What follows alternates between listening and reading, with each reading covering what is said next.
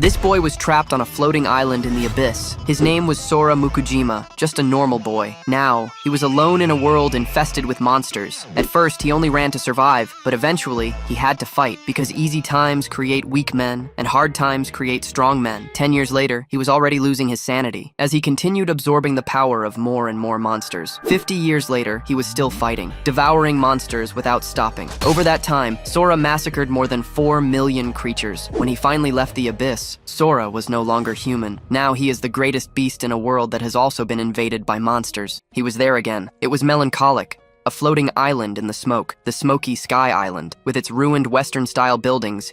It was as if no life had ever existed there. He noticed something there was human. That man stared at him and dispelled the smoke, telling the boy to come. He said he would be waiting for him at the edge of the abyss. The protagonist then felt a connection. Waking up startled in his bed, he muttered that it was the same strange dream again. But someone shouted that he would be late, and Sora replied that he was on his way. The young man felt he knew that man from his dream, and the abyss too. He wiped the mirror clean, wondering if he had been studying too much lately. Sora spit out the water, and his father looked at him, asking if he'd overslept. The boy asked his dad not to treat him like a kid since he was 15. Sora grabbed the mouthwash. He complained that if they didn't live in such a small apartment, he wouldn't have to see him naked every day. His dad said when he got rich, he'd let them live in a huge house. Then he and Riku would have their own rooms. But Sora said he'd been saying that for 5 years. His father commented that life had gotten easier since Riku joined the defense forces.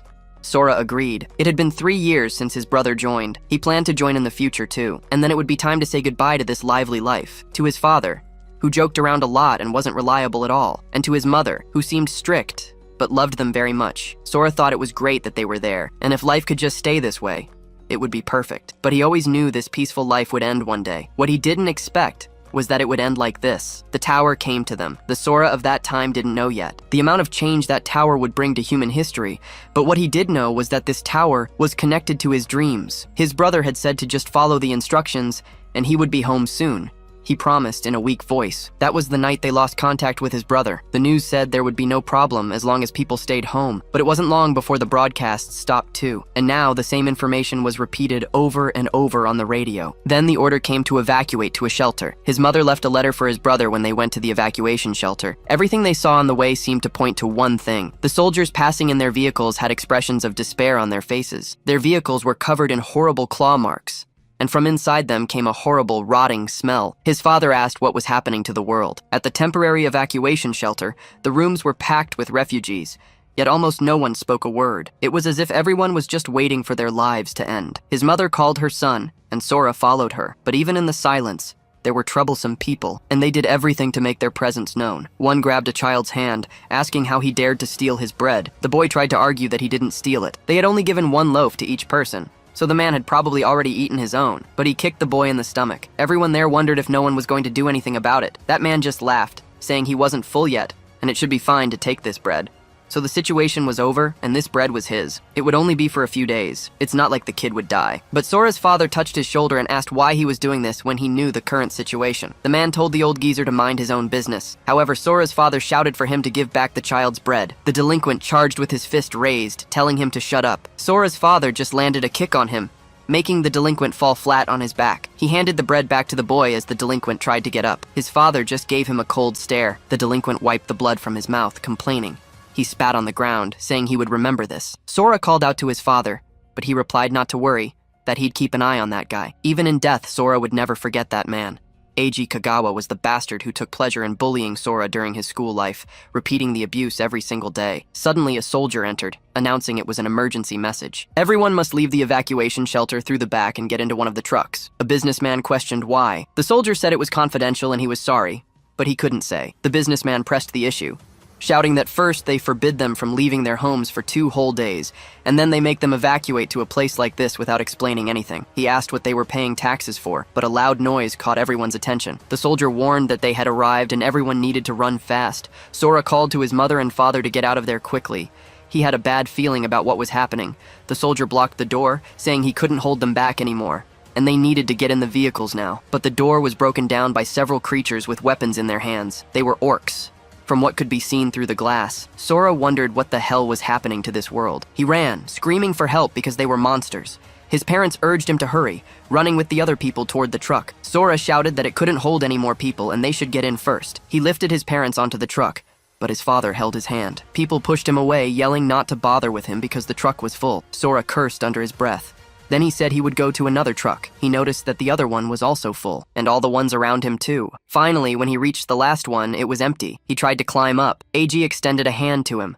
Sora thanked him for the help, but AG just smiled and repeated, "Thank you." The protagonist was startled by this. AG said that he was the one who should be thankful, because he was going to die in his father's place, like the trash he was. Sora thought his life was over, falling and being trampled on the ground. He just didn't want to go to hell yet, begging for someone's help, until a ghost formed in front of him. The man called out to the boy, and Sora recognized him as the man from his dreams. Then the ghost said he would be waiting for him at the edge of the abyss. Suddenly, Sora woke up in another place. He wondered if that had been a dream, and where the hell he was. Then a weapon moved toward him. The stone tool struck the side of his head. A goblin was attacking him with full force. Sora got up, wondering where his mother and father were, and why he was the only one there, and if this was hell, and he had already died. The goblin's attack then hit him in the face. Sora thought it was a damn monster, wondering why it wouldn't leave him alone and what the hell was going on here. Sora ran from the monster as fast as he could. He thought about the giant tower that appeared out of nowhere, the bastard who threw him off the truck, the mysterious old man from his dream, and this monster that was trying to kill him. They were all bastards. His pupil turned purple. He screamed that they could all go to hell and ran toward the goblin. He took its life, thinking that he had survived. Sora reflected that up close. It looked like something out of a game. He wondered what the black text near its chest was. It looked like a rank. Suddenly, everything around him began to shake. A crystal emerged from the goblin's chest. Sora thought this was strange. The crystal levitated above the goblin.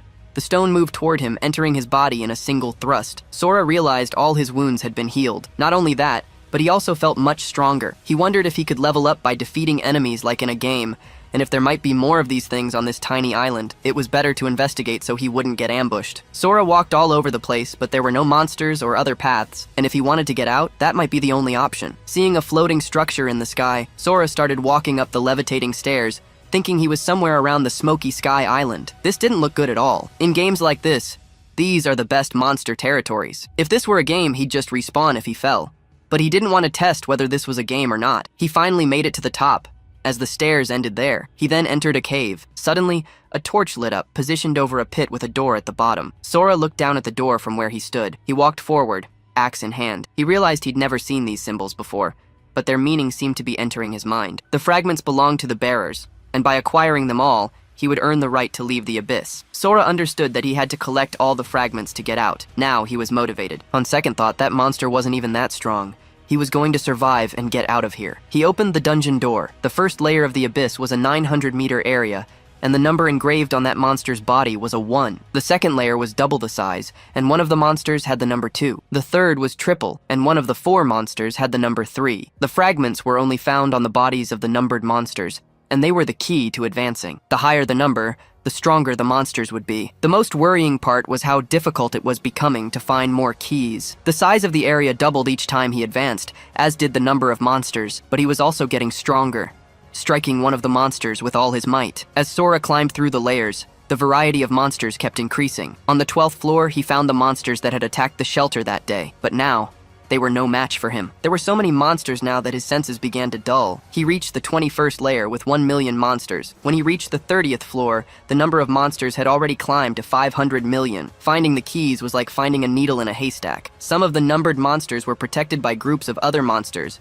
while others hid in caves. The most annoying thing, for sure, was the time it took to kill each one of them. But in the end, he managed to defeat the monsters. He had kept moving forward, opening another door of the abyss. Sora was on the 42nd layer of the abyss, with 2 trillion monsters. The creatures began to roar for him. Sora screamed that this was incredible. He fought every single one of them without stopping. He wondered what year it was, but the concept of time no longer mattered. Here, there was only the concept of losing your life and defeating hordes. He then glanced to the side. Sora thought that taking the lives of monsters was his way of humiliating them. He charged forward and simply ripped a monster in half. Holding its head in one hand, Sora looked at the rising smoke with the monster's spine in the other. He wondered how many monsters he had killed now, but he would count later. Dropping the head on the ground, he questioned if it wasn't time for the key to appear in this place. Suddenly, the wall shattered. An insect-like creature appeared before him. Sora said that was quite an entrance. He wanted to know if it was the key. He then used the ground to push off, leaping towards the monster's head. It didn't matter how strong they were.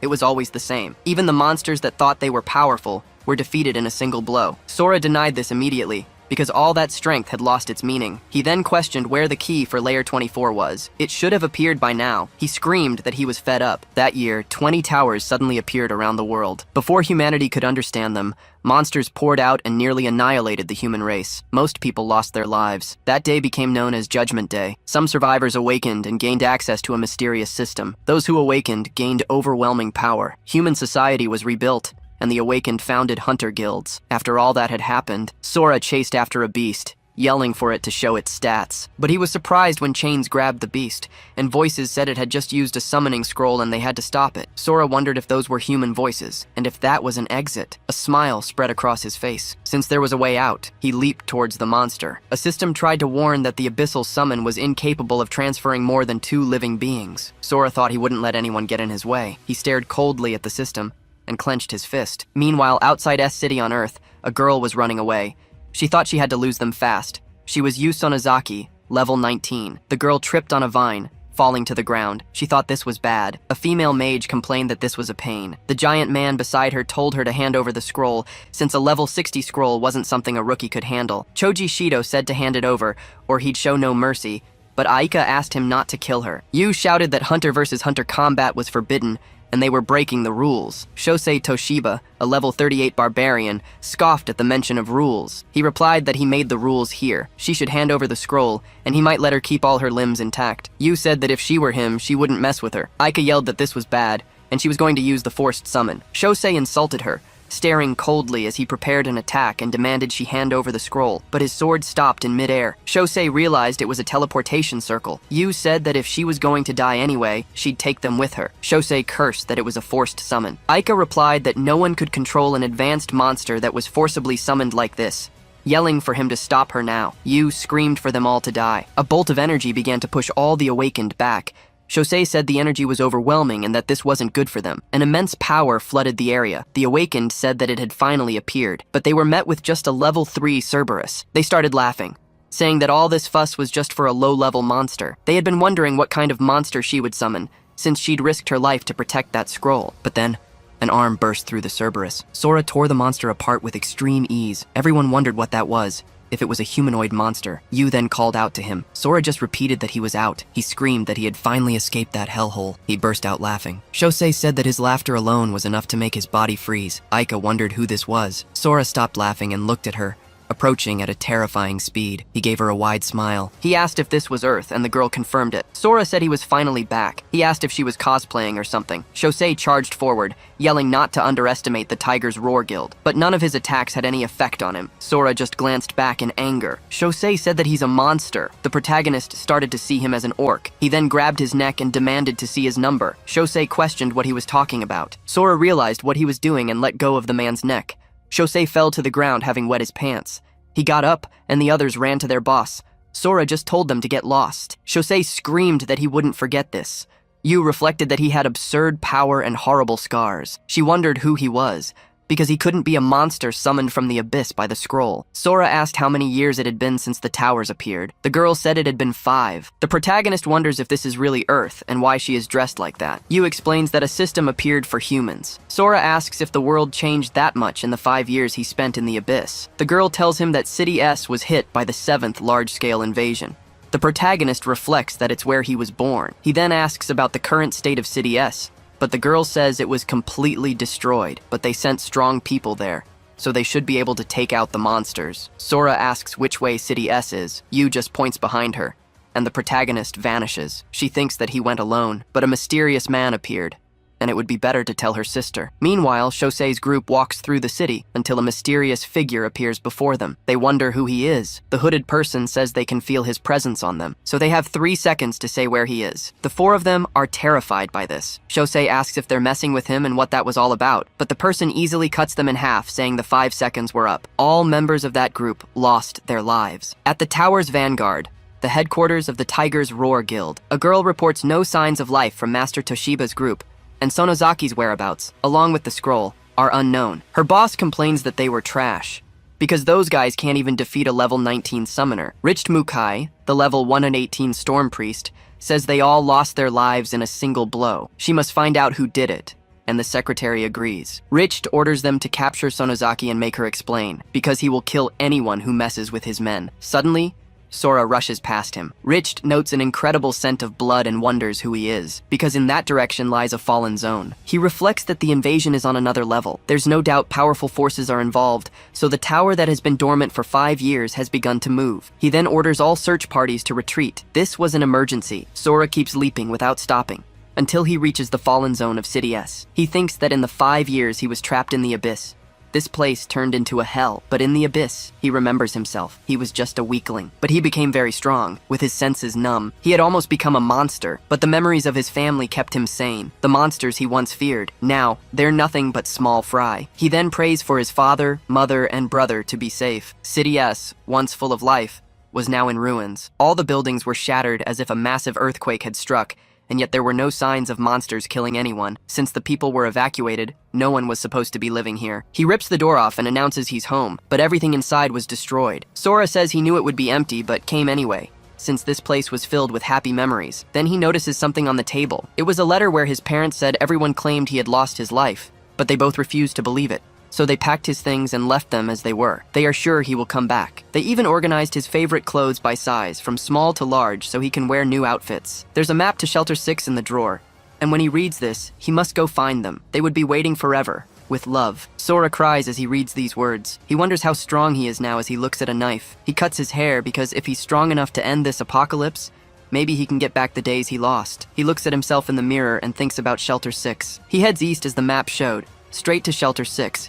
But the road was destroyed. However, he decides to make his own path since it will be faster. Leaping across buildings with speed, one of the beasts tries to appear in front of him, but Sora destroys it with just a scratch. Leaping from building to building, far away, 2 drunkards comment that they heard a noise, but guard duty was boring, until they see something passing overhead, wondering what that was, since they couldn't see it. A young man appears saying he caught it on camera, and that it was a person. In a corner of the lower city, a girl says not to come any closer. She apologizes, saying she only came here to look for food, but the hunters say she's very pretty, and it's been a while since they've seen a woman. AG licks his lips, telling her not to worry because they're nice guys. He'll take good care of her, and the girl begs him not to. AG approaches, telling her not to be afraid. He's going to be gentle, and it would be a shame not to enjoy her. Until Sora appears, saying that some things never change, calling them trash for this. AG asks who's there, and warns him not to interfere if he wants to get out of this okay. He then orders his subordinates to get him. The 2 run, telling the protagonist to go to hell. Sora just stands up and slaps them in the face,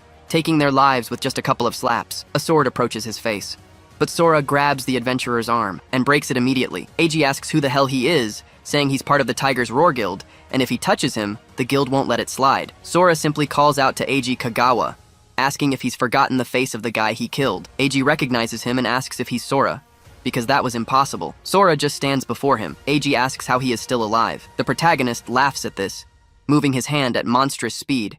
He grabs AG's neck, saying that's right. He came back from the depths of hell because of him. AG starts to lose consciousness. Sora slams him to the ground, saying now it's his turn to go to him, thinking he will shatter every piece of dignity he has. This was his power now, with the voices in his head telling him to kill him, because he is the strongest and can do whatever he wants. All he did was torment his life. The pain, the humiliation, and the helplessness. Today, he would get payback for all of it. AG had said he only did it because it felt great to crush his dignity. Sora realizes this and quickly lets him go. AG clutches his neck, coughing. Sora thinks he can't become like him, but he remembers what he had done. Because if this scum keeps breathing, more people will lose their lives. He then calls out to Kagawa. He warns him that he tried to kill him and failed, so he won't send him to hell, but he can't just let him go free. AG asks what he's going to do. Sora says that for 2 years of making his life a living hell, he deserves 1 punch. For tormenting the weak, he deserved another. And for almost killing him by throwing him from that truck, he needed 2 punches. They would be even if he could withstand 4 punches. AG begs for forgiveness, saying if he gets punched now, he'll probably die instantly. Sora tells him not to worry about it and grabs his shirt. He brings his fist close, saying he'll go easy on him. Sora keeps hitting him and announces that was the 2nd punch. Blood splatters on the ground. Sora lands the 3rd blow on him. He tells him to get up, but AG just begs him to just kill him already. The protagonist puts his foot on his face, Pushing Eiji into the ground, the man falls unconscious. Sora says he lost his arms, legs, and eyes, so it seemed fair. He tells the others to take him to the hospital and to never appear before him again. He leaps away immediately, thinking the cleanup is over and it's time to move on. He needs to go home now, in the safe zone of City S. Soldiers say they would give anything to be on wall guard duty. At least there, they don't have to fight monsters. A blonde-haired man says you'd better not fall from the wall if a monster shows up.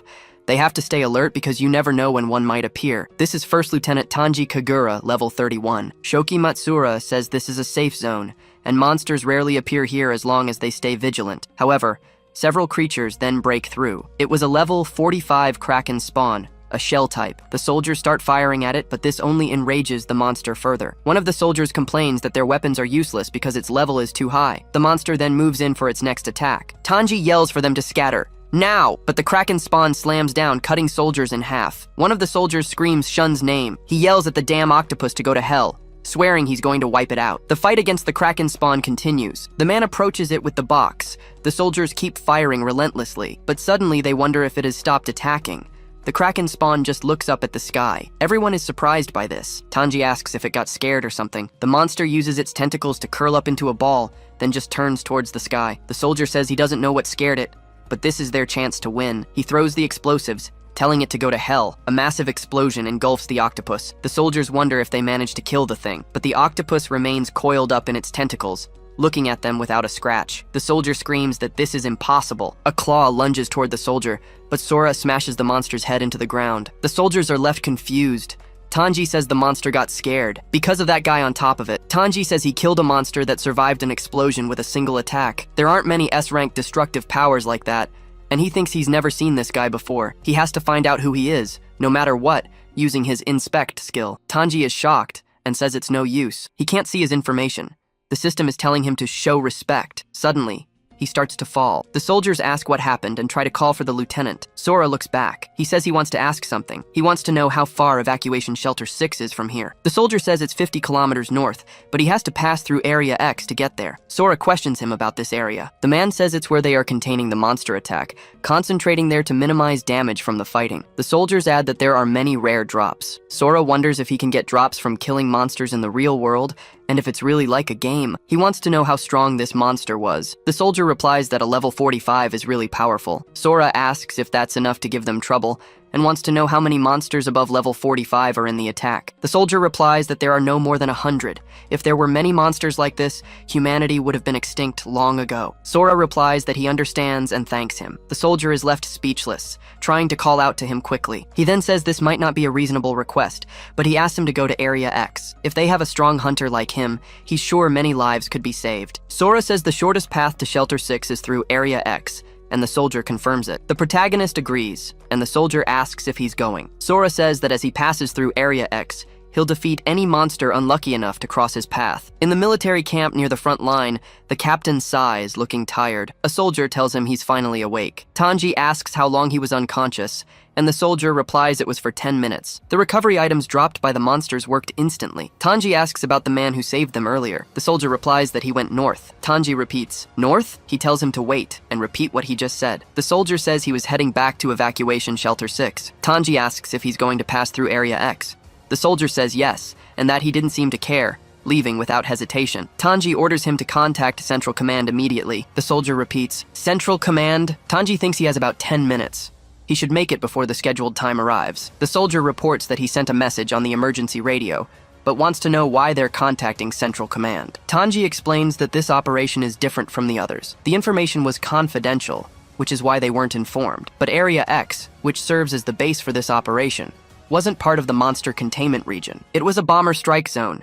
The Central Command receives the call. A secretary announces an emergency call from Area B22. Renji Kumagaya, a level 58 flame mage, says to put them through. The secretary agrees, typing on her keyboard. Tanji reports code BW3422 and says he has a report. A short while ago, a mysterious hunter entered the bombing zone, unaware of the operation. Renji questions why this matters and asks if he called to report his own mistake. Tanji swallows hard and denies it. He believes an emergency broadcast to inform him of the bombing should be considered. He was very strong, and they can't let him lose his life like this. Renji questions this information, wanting to know his level. Tanji replies that he doesn't know. His superior takes a deep breath. He says that an unknown level hunter broke the rules and went into a bombing zone, and now they want an emergency broadcast. The woman beside him says he'll probably be dead before the message even goes out. Renji says he may not have a brain, but he's got a talent for comedy. It seems they haven't learned to fend for themselves.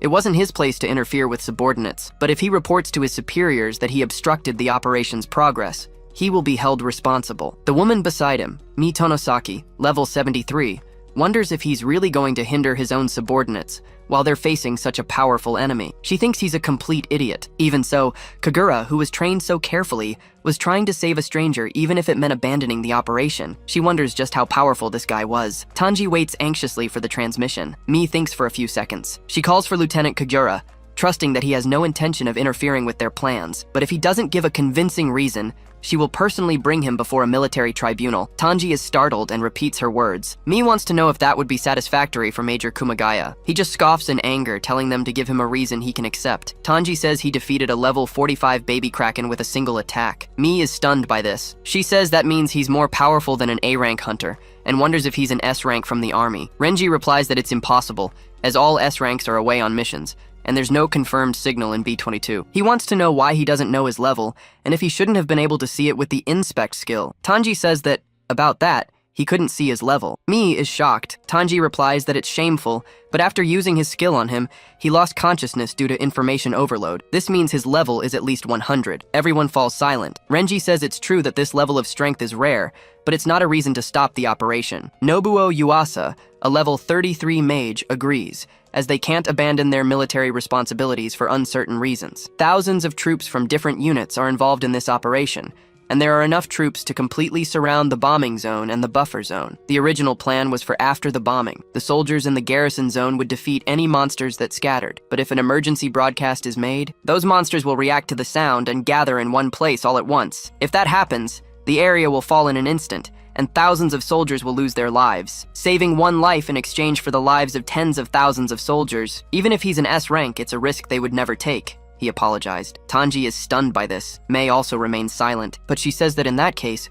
she will reject his request, as they can't waste the efforts of so many people for the sake of one man. That was the final decision. The connection ends shortly after. The soldiers look down at the phone, dejected. Tanji then lowers the phone. A soldier tries to call out to the lieutenant, saying he did what he could, but Tanji just clenches his fist in anger, saying that this is how it has to be, and what matters is the bigger picture. The soldier looks at the lieutenant, noticing the keys on his belt. He snatches them. Tanji asks what he's doing. He tells him to get back here right now because the bombing is about to start.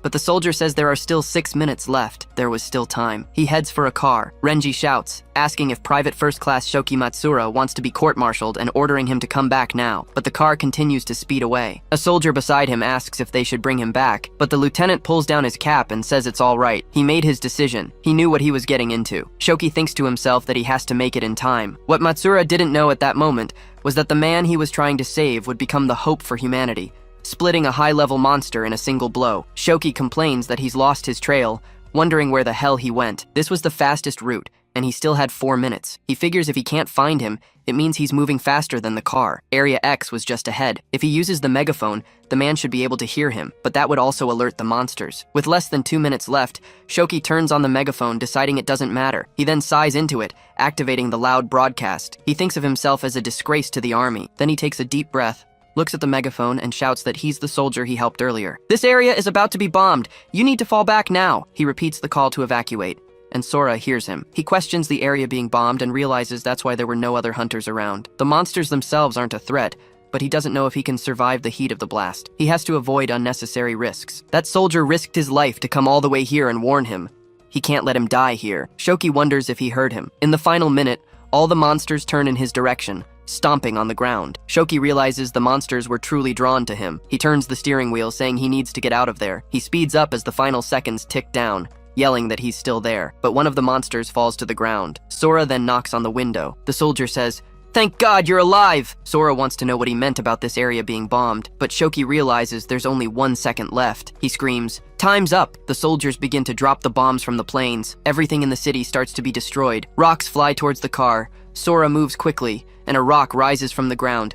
It flies out and blocks the other rocks. A secretary calls the Major General, informing him that the bombing has been completed. Renji orders her to determine how many monsters were eliminated and where the survivors are heading. The secretary reports that the drones detected no signs of life, and a soldier asks where the monsters fled. The woman explains that they are still inside the bombing zone, and the ones in the middle are completely unharmed. That can't be, Renji says, demanding to see the drone footage. The secretary continues typing, quickly bringing the image up on the main screen for everyone to see. They wonder if it's a shield and if the monsters made it, but they recognize a person in the middle of it all, wearing a hood and standing on top of a creature. Renji says the drone was attacked by a monster. That creature then lets out a roar into the sky. The transmission begins to cut out. One of the creatures crushes the drone in its hand. The secretary announces they've lost all communication with the drone. Mei says they were told this wave of attacks would be different, but she wants to know what that was. They know they're being watched by drones. Nobuo grits his teeth, shouting for all soldiers to be evacuated from the garrison area. Mei completes the order for a full withdrawal, telling them to hold the walls. The secretary says they aren't heading for the walls. Everyone is startled by this. Mei asks where they are going. The woman replies that they are heading to Area B-22. Mei realizes that's where the mysterious hunter went. She orders all remaining drones to Area B-22, saying they need to find out what stopped the monster's advance. The monster area falls silent. Shoki asks if the bombing has finally stopped. He was alive, after all. He celebrates being alive in that moment. Sora says it's too early to celebrate. If he's alive, then so are the monsters, and they were heading their way. He quickly changes his focus and tells him to get down as something was approaching fast. Shoki asks if it's a military drone. The monsters had attacked the drone, something that had never happened before. Sora looks up, telling him to save the surprise for later. He sees dozens of giant monsters in front of them and says they have to get out of that area immediately. Shoki looks at the sky, astonished. He sees the level of all the monsters. He says they are the highest level group in this attack and their leader is level 90. Plus, they don't have a single scratch from the bombing. It was over. They were going to die here. But Sora replies that they are both unharmed too. And if a bombing can't defeat them, he'll just beat them until they can't take it anymore. He tells him to hide in the jeep and then charges forward. Sora scales the monsters, easily defeating each one in his path. The level 90 creature moves its arm, but Sora stops the attack with just one hand, looking coldly at the monster. That creature moves once more, only to be pulled down. Sora leaps as high as he can. The monster senses the power that was coming. The protagonist's strike just gets closer, hitting the creature's face. Its head is disintegrated and falls to the ground. The protagonist comes face to face with the hooded figure, seeing the person on top of the monster. He says he didn't sense his presence. The hooded figure says, "Finally." Tentacles emerge from his hood, moving and touching the monster. The man says he's found him.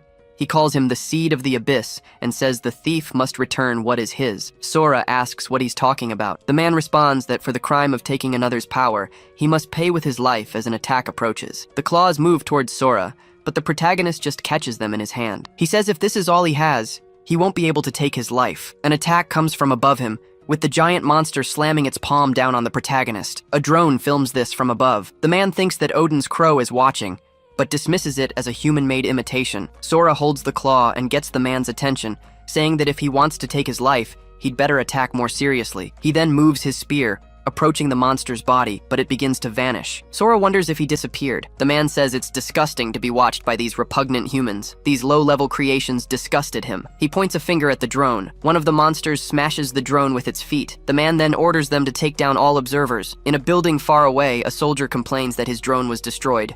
He thinks he managed to complete his mission somehow. The reason the monsters changed their path was this guy, a hunter who faced the entire attack alone. He says he needs to inform the commander about him, until something hits the door. The soldier dodges, saying they've been found. Then he lets out a scream of pain.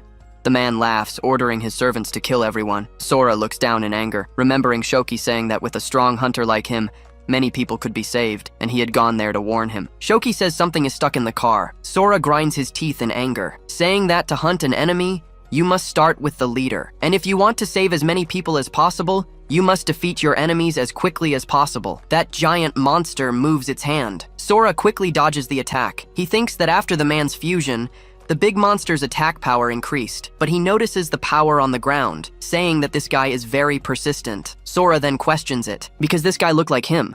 That man materializes a black sword. Sora thinks it's such a powerful energy surge. That sword was bad news, as the man says he will take the life of the Seed of the Abyss. This was his destiny, and Sora dodges the sword. He then moves his fist and hits the man's arm. The sword switches hands to Sora, who then moves in for an attack. The man glares at him angrily, but Sora's attack only hits the ground. He wonders if that was nullified too, and why he was getting the feeling of that energy surge, that it was almost the same as the power of the Abyss. The man returns to the monster's shoulder, asking if stealing someone's weapon is all he can do. Then, he moves his palm. Sora thinks he vanished and that the power of the Abyss has many uses he doesn't know. Thinking this fight will drag on and, first of all, He needs to get this soldier to safety. He asks if he's afraid of heights, and Shoki says no. He's then surprised as the car starts to move. Sora says they're going to fly now. The man calls him an idiot and tells him not to underestimate the power of the abyss, creating a sphere while saying the strong don't exist to protect the weak. They exist to become even stronger. He must lose his life along with this weak human. Sora thinks it's too fast. Even if he runs,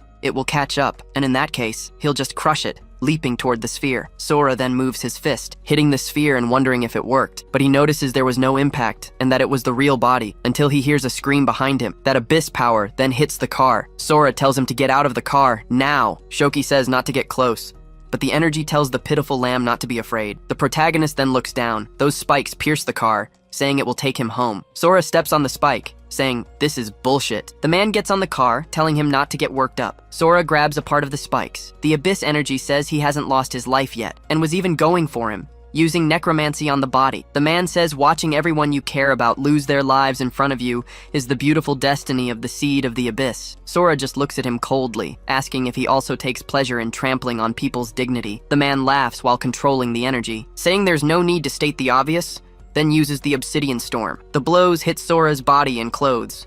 He questions if that's all there is. That energy then explodes on him. Sora readies his fist, saying that scum like him disgust him. He moves, breaking the spikes in his path with a punch. Sora charges forward once more, grabbing Shoki's body right after, but the soldier had a dark look on his face, attacking Sora with consecutive blows, while he just thinks about apologizing for getting him involved in this. The man stops behind Sora, then the protagonist lunges at him with a ready strike. The man says it's useless. He's a novice who doesn't even know how to use the abyss power and can't even dream of defeating him until he's hit by a punch. Sora throws the man far away, making him hit the ground, then says he's no match. The giant creature moves in front of him, with the man saying it's impossible. He had actually hurt him. Sora says that people grow, and charges forward again. The man replies that this is bad, then climbs onto the giant monster's shoulder, saying that just by watching his movements, he learned to control the power of the abyss, and wants to know where he went. But Sora appears behind him with his fist ready. That man leaps away, saying he's stronger than he thought. Sora says he can escape him, but let's see if he can escape this, destroying his monster. That monster is split in half by the attack. Sora notices it rejoining, and thinks it's that technique again, so he'll aim for the real body's core, grabbing a sphere of black energy. He pulls it upwards, telling it to be crushed now. The monster says there's no way that happened. Then the sun begins to light up the area, burning away the abyss energy, and thus turning the monsters to pieces. Sora turns to the man, saying he's next. That man prepares a sphere of power,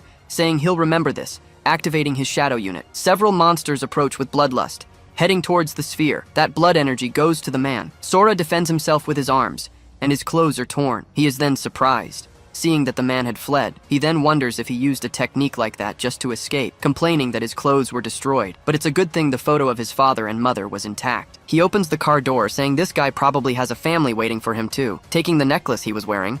Then he buries Shoki in the ground. Sora says he'll take it with him. There's no way that guy was the end of the shadows. He absorbed too many, so he could attack at any moment.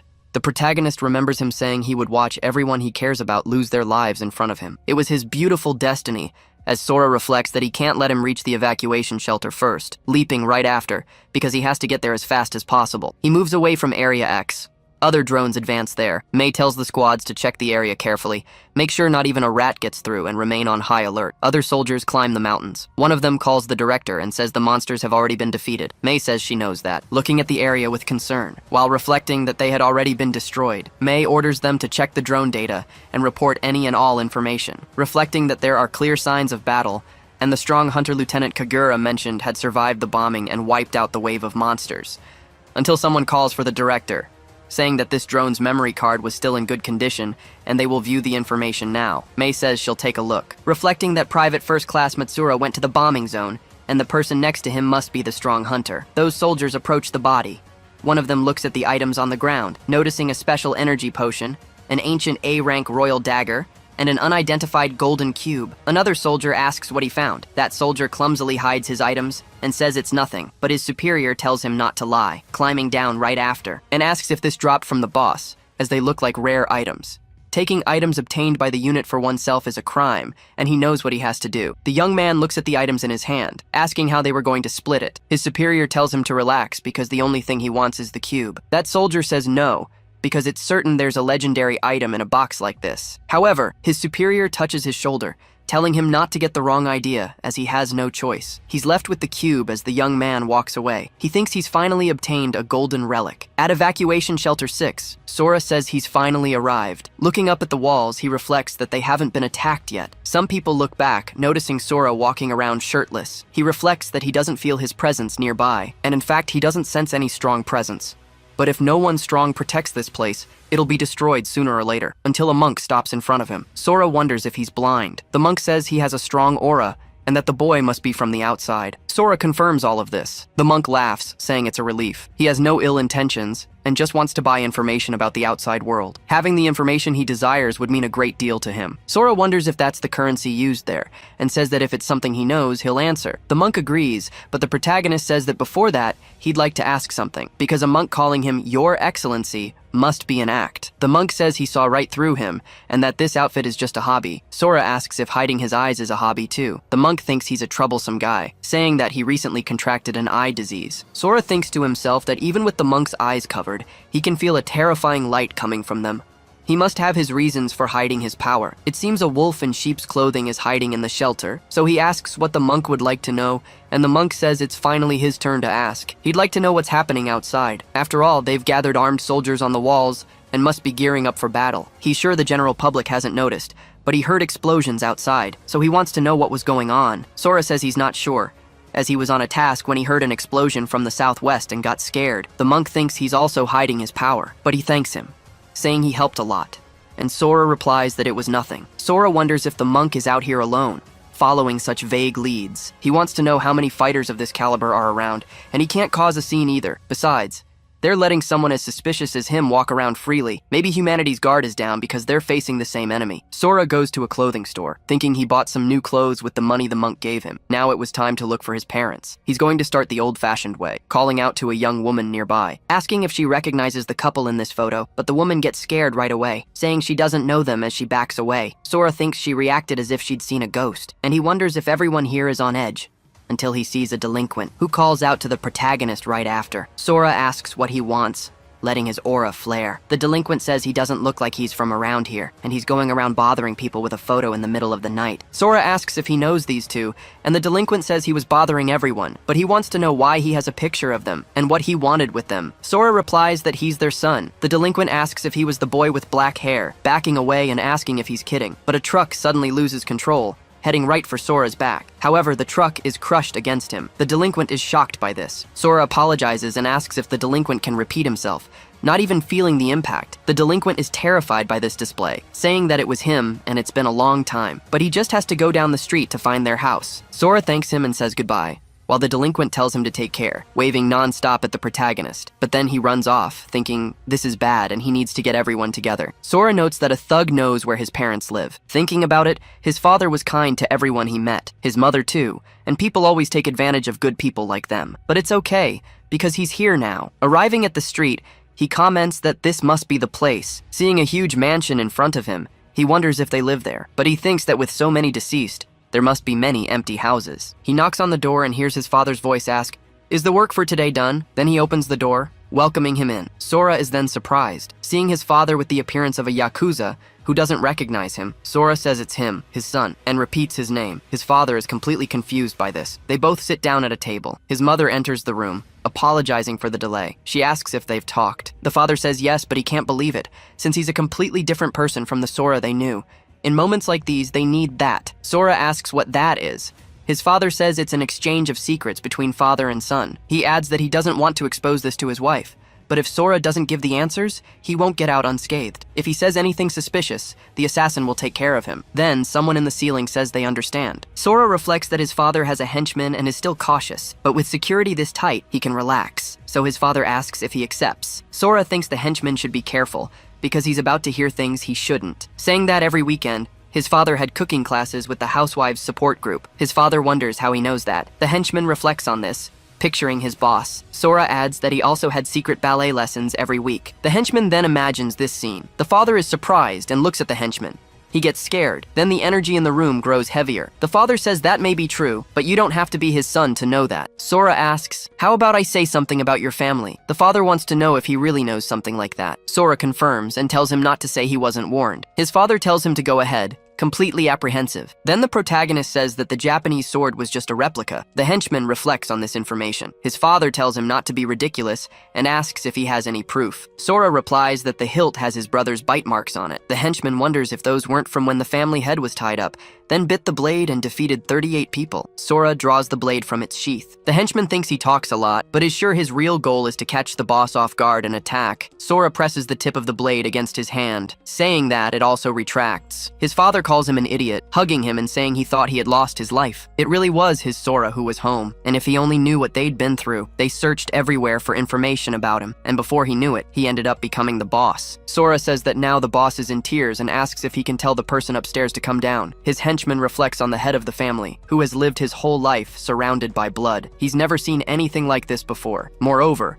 seeing someone who values honor above all else in this state, he thinks he needs to get out of there and beg for his life, until Sora grabs his foot, asking him to wait, because his father said he wants to talk. A few minutes later, the four of them are sitting at the table. His father says that of all the guards, Ochiai was the biggest gossip. Sora replies that if this gets out, it will have been all his fault. Ochiai promises he won't say a single word, thinking that there's no doubt.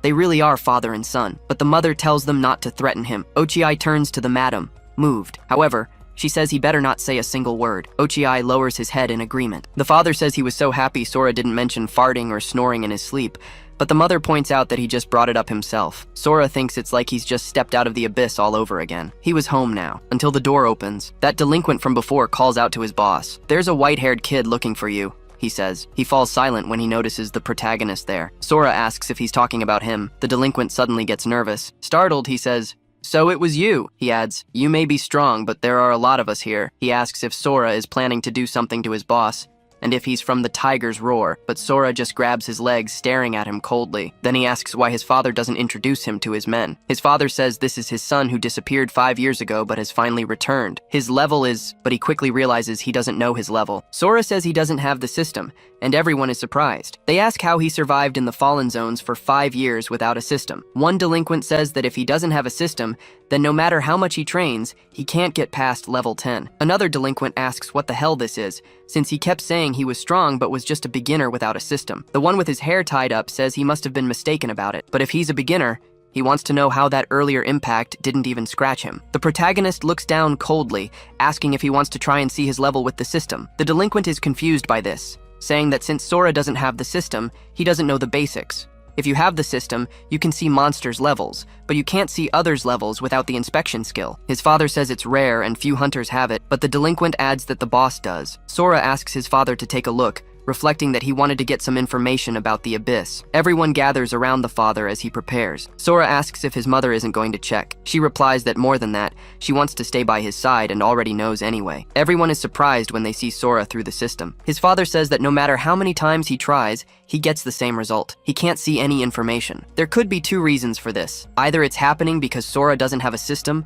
or his level is too high to see. But even without the system, he can still see his name. Besides, Sora survived for 5 years alone, so he'd be dead if he were a beginner. So his level is beyond his perception, and he wants to know what his son has been doing for the last 5 years. His mother says that either way, they should be happy. Sora was a strong boy. He must have gone through a lot to get back home. The protagonist calls out to his mother, almost in tears, remembering everything he went through in the abyss. Then he starts to cry. He says that everything is okay because he's back. "So please, Mom, don't you cry either." The father watches this, almost crying himself. Then he gathers his men to leave. He tells them to go, because a mother and son have finally been reunited. Then he closes the door, asking where Jiro and the others are, since it's been 2 hours and they haven't returned yet. Sora is left alone with his mother and asks about his brother, asking her not to say something happened to him. His mother replies that he's fine but doesn't visit much because he's in the army. Since he's back now, she asks if he wants her to call him, as he's been fighting on the front lines all this time as if to avenge him. Sora says it's been a long time since he's seen him, but he wants to know if his mother has a high position here. She replies that she has status, but the reason they trust her is because she's a cleric, a healer who can heal, provide support, and even see prophecies. Sora says that since that's the case, he wants to know if she can see what's going on with him, but his mother says no, since she can't see skills. Clerics have the ability of prophecy. She knew he would come back one day anyway. On the other side of the house, a noise is heard. A subordinate opens the door, asking who's there. He comes face to face with the vice chief of the organization.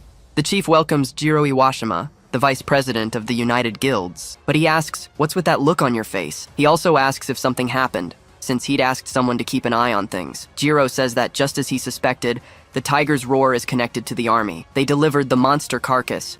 But as usual, some guy with a notebook was hassling them and started making excuses. After the inspection, they ended up running into the tiger's roar guys. The father says, so that's what happened. He reflects that if the tiger's roar, which is supposed to be neutral, is doing something like this, something big must be going on. He says they can't just stand by. For now, everything is fine, and they can eat and rest for a bit. He summons a sword and says he's going to the tiger's roar later to find out what happened. He's going to show them what the united guilds are capable of. Sora had heard everything and remembers the name. He thinks that he managed to improve all his skills, not just his strength. His senses became sharper, and he can even hear distant noises. He wonders if his father will try to negotiate with them, as he's a little worried. Opening the door as they pass in the hallway, he announces that he's going with his father. The delinquent wonders if he's going to get involved in this mess, thinking it might be a chance to see his true power. Jiro is confused by this, wanting to know who he is. The chief replies that it's his son, Sora, who disappeared 5 years ago. Jiro asks what his level is. His father calls out to his son, explaining that he can't read his system. Jiro sums it up. He's a normal person. He reflects that without the system, you're as good as dead and wouldn't last more than 3 days. It wouldn't be possible even with elite or survival skills, and without skills, you just become a burden to others. Jiro says that's great, but he just got back, so he should rest and leave this to them. His father agrees and says he can stay home with his mother. The mother says that's a good idea since she's barely shown him the house yet. Sora reflects that they think he's useless in battle, which is to be expected since they see him as a normal guy. And come to think of it, he still hasn't seen how this shelter really works. If there's a monster like he imagines, he needs to hide his powers so he doesn't drag his parents into it. Sora says that's fine then. The delinquent reflects that he can't miss a chance like this. Then the chief leads them on the mission. The protagonist just watches them leave from a distance. His mother says everything will be all right and he doesn't need to worry. It's been a while since their family has been together, and they don't want him in danger again. But she's serious. His father is very strong. Besides, she always uses her vision and says he'll come back safely. Sora says that's enough affection. He's not a kid anymore. He reflects that it's true his mother uses her vision to see the future, but they were talking about the guild connected to the army, which means his father is going to fight them. So he wants to know the current situation at the shelter and why the tiger's roar has a problem with them. His mother says that ever since Judgment Day, the guild was founded by the Awakened. His father started uniting the guilds and cooperating with the army in hopes of finding Sora. The union has been growing every day because everyone was touched by his story. Since then, the united guilds have taken care of everything, gathering supplies and defeating monsters while the army handles the tower. Besides, his father is a kind man. That's how they've kept the peace for the last 4 years. But even a few months ago, Tiger's Roar, a large guild from the 4th shelter, started showing up there. Since then, the conflict between them has never been resolved. Sora asks if the army is doing anything. His mom says their enemies keep getting stronger, and the army can't do anything about it. But Tiger's Roar is one of the strongest guilds. Any information about the tower was very valuable. Besides, they have a Woken chosen by a tower deity in their guild, and Ezra was like an ace up their sleeve. Sora asks about a tower deity. His mom explains they are the gods of the tower, and their power is literally equivalent to a god's for humans. If you pass the deity's challenge, you can become an Ezra. They're considered messengers of God outside the tower, and they also become its guardians. The largest number of Ezras are in Tiger's Roar, and the guild has practically taken over every area. The people there love their guild. Even though they haven't cleared a tower, they're the only ones suffering without an Ezra. Sora says the situation seems really bad, but if people love the united guilds, he wonders why they're acting like the Yakuza. His mom says it was just a personal preference. Sora is startled by this, but she just laughs, saying it doesn't matter since everyone is happy and full of energy. He was tired and should go take a shower. She tells him to call her if he wants his back washed, but Sora refuses, saying he can do it himself. His mom says he's really grown up, leaving the protagonist alone. He concentrates his abyss energy, thinking that his mother has left. He didn't think the situation was so serious. Still, he can't stop worrying, so he opens the window. Then he leaps away. His mom watches this from another room. She mutters that she told him to rest, but as always, kids are stubborn. Sora's father, Sakuya, was heading to the Tiger's Roar Guild with members of the Union Guild. Meanwhile, the protagonist reflects that everything beyond the center was dark. This was good because it made it easier to find them. He could see where they were. But suddenly Sora wonders why he feels dizzy. Ever since he was strengthened by the Abyss fragments, he's never even had a cold. Then a voice calls out to the Seed of the Abyss and says it won't let him escape. The protagonist recognizes the voice of that guy. He wonders if the man is hiding his presence since he can't sense anything. So he really was in Shelter 6. He complains about the dizziness again. The voice repeats the same thing, saying it was because his soul had already been marked. Sora tries to strike him. He questions if it's an illusion as his hand passes right through the man. He wonders if it's a soul mark. The man just repeats the same phrase. Several lights illuminate the protagonist, asking what he's doing there at this time of night. Sora thinks he must have shouted and they noticed him. He leaps away from there, thinking the illusion had disappeared. He lands on the ground. The soul mark appears again, saying it won't let the seed of the abyss escape. He wonders if it disappeared because of the light. He decides to test it now, standing under a lamppost. Sora thinks he understands. If he stays in the dark for 7 seconds, the soul mark activates and he gets dizzy. If he loses his composure, the dialogue changes. He then imitates the man's voice. A woman thinks he's crazy, and Sora reflects that only he can see the man's face. Walking, he thinks that on the path of light, there's a piercing noise in his head. After a while, the mark disappears, and he stops seeing him. He hadn't seen it before because of the sunlight and the lights at home. So that must be it.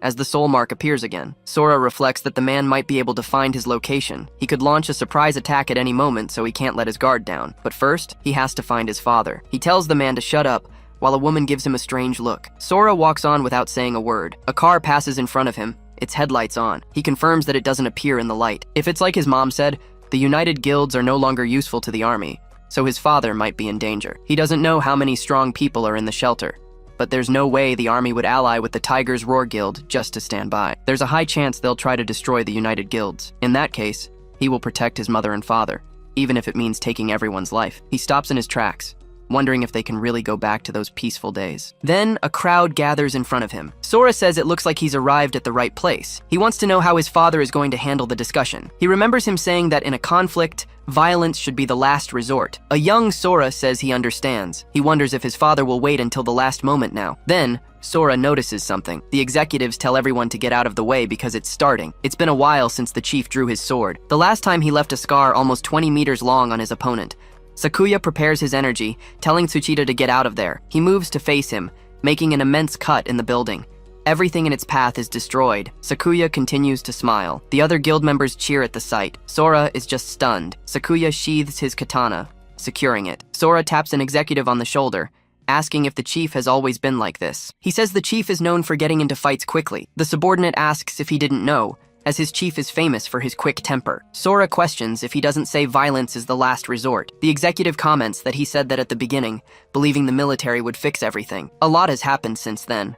For the thousands of people here, as long as the hunters are doing their jobs and the civilians aren't hungry, they don't care about a few fights. That's why solving things head-on was the fastest way. If you can't win a fight, there's no reason to start one. Basically, hit them first and talk later. Sora thinks that from what he saw of the monk, the strong usually avoid trouble. He was mistaken. Or maybe this means he can do whatever he wants if he has as much power as his father. Or perhaps that guy is just blindfolded on a whim. Elsewhere, the monk watches from a rooftop. He observes the scene of the battle. It was Shuzenji Yukio, a level 75 Arhat. The sage's gaze ability was active. Yukio reflects that a level 90 monster was defeated like that, with no wounds from heavy weapons. It was more like it had been torn apart by brute force. As expected, there are still many scary people out there. That's why they must always act with modesty, blindfolding themselves and becoming a level 45 monk. The building was completely destroyed. Then, a voice calls out to Sakuya, screaming that he's a bastard for thinking they're still in the period when the shelter centers were first built. Sakuya says that now that he mentions it,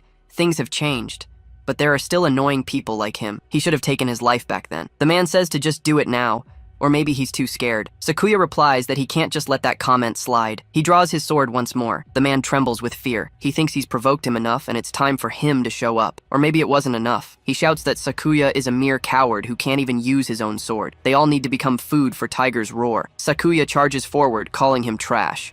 But his katana just hits a shield. The man thinks that it worked. A voice yells for them to stop right there. They were starting a fight in a shelter and really have some nerve. It was Usui Osamu, level 63. The executives scream that the bastard has allied himself with the Tiger's Roar and demand to know why he's there. Sora realizes this is the soldier backed by the guild. He doesn't think it's a coincidence. It seems there are several people from inside this place. That guy being here right now is no coincidence. Both of them approach Sakuya. He realizes the military was supporting the Tiger's Roar all along. Osamu states that Article 15 prohibits fighting within the shelter's vicinity. The aggressor must be punished based on the consequences, with a minimum sentence of 15 days in prison. Or, depending on the case, public execution. He then asks if Sakuya will follow his orders. He realizes this was their plan all along, to provoke him. The moment he attacked, they would have a reason to arrest him. They weren't the least bit worried about their corrupt alliance being exposed. All that matters is pinning the blame on him. If he agrees to be arrested now, they'll extend his sentence indefinitely and kill him, making it look like an accident. If they lose him, the guild will be crushed by the Tiger's Roar. That said, He wonders why someone from the army would go so far to disrupt the balance here. He doesn't know their objective, but he won't go along with this. Not a chance. He says the officer has it all wrong. They weren't fighting. As the guild leader, he cannot accept being arrested for a crime without proof. Osamu says the gash from the sword cut is proof enough. Sakuya asks if he's kidding. That's not proof of a duel. It's just from an attempt to renovate the building. Osamu says he still doesn't seem to get it. He's the one who decides these things. And if he says it's a duel attempt, then that's what it is. That's why the moment he stepped in here, he had already lost. So he should obediently accept his arrest. The delinquent calls out to his boss, saying they won't lose. If the other guy wants a fight, they'll take it. But Sakuya tells him to calm down. They're also in range, so they'll shoot. He sees the level 63. Sakuya notes he has the speed of an assassin. It'll be hard to stop someone like that. As long as they use Ueda as a hostage, they can get out of this situation. He then draws his sword, and the two think, here he comes. Ueda uses his sword shield ability, thinking he won't let himself become the weak point. The defensive skills of an executor are different from other classes. They allow the user to analyze enemy attacks with precision. At this distance, he should be able to defend. His family can only defend against swords, but that's precisely why he can exert more power when fighting against one. With this, he can even block a strike from a level 69 warrior, a level 65. Samurai's attack is nothing against it. This shield won't break for someone like Sakuya. He then shouts for him to give up. Osamu asks if he'd rather behave, or be tied up and thrown in a cell with his companions. He then asks what he will do. Jiro then calls out to his boss. Sakuya grinds his teeth, unsure of what to do, but then he sheathes his sword, moving it in front of him. Everyone is surprised and calls out to their boss. Osamu says he probably chose the wiser option. The others say they're underestimating their boss, and that earlier attack was just a bluff. Jiro realizes the signal was to prepare for a counterattack as soon as he brandished the sword. They don't know that the two of them have the same technique. Sakuya lets go of his sword. Ueda thinks it had disappeared, but Sakuya charges forward without the sword. The protector thinks it's no problem, as the shield was enchanted to protect against sword attacks. Sakuya suddenly draws the sword. Ueda wonders if he really thinks a shield that can withstand a level 70 player can be broken so easily. However, Jiro starts using his power, moving the stones on the ground. They gather at the tip of the sword, forming a hammer. The blow shatters the shield easily. Ueda realizes it was a crushing attack. Sakuya lunges at him once more. Osamu says he knows what they're planning. He rushes forward, saying that trying to attack him is the same as choosing to die. Jiro then tells him to stop, creating several stone spikes on the ground. Osamu notices it immediately. He says the kid's got guts to throw him like that, and that they should just kill him already. The soldiers start shooting at them. Jiro raises his fingers and activates his power, opening a barrier that protects Sakuya and Ueda. Sakuya thinks this is great. As long as they neutralize his movements, they can get out of there, but he can't get close to Ueda because he vanishes right after. Sakuya turns around. Osamu says that his subordinate's stone prison had locked him in the middle of the shadows, and the magical energy on Ueda's shield had a location marker. All of this fulfilled the necessary conditions to activate the assassin's skill, Shadow Trance. With that, they've lost their potential hostage. Their defeat is certain. He orders his subordinates to get rid of them. Sakuya is shocked. So is Jiro. Even the soldiers call out to their commander. Osamu asks what's wrong and why they're so surprised, with a hand on his shoulder. Sora releases his energy, saying he wants to know why they're surprised too. Osamu wonders who this guy is. Is he here to help Mukashima? He managed to get behind an assassin. He may not know who he is, but he's sure he's an enemy. The one who strikes first wins. He holds a potion behind his back. Ueda thinks it's the poison the tiger's roar prepared to defeat the level 90 boss. Then Osamu yells for him to get away. He then throws the 3 daggers. Sakuya screams his son's name. Ueda realizes that the poison will affect them too. The soldiers notice the purple mist, so they decide to flee because of the poison. Ueda thinks that he doesn't agree with this plan, but at least Mukashima's ally must be dead too. However, Sora just moves his hand. The poison mist begins to dissipate. Ueda wonders how he's still moving after being hit by a poison made to stop a level 90 boss. Osamu thinks it can't be. Sora has stopped the daggers with his mouth and is holding both of them by their shirts. The young man sighs. He drops the 3 daggers to the ground. Then he asks where they think they're going. Ueda grinds his teeth at this.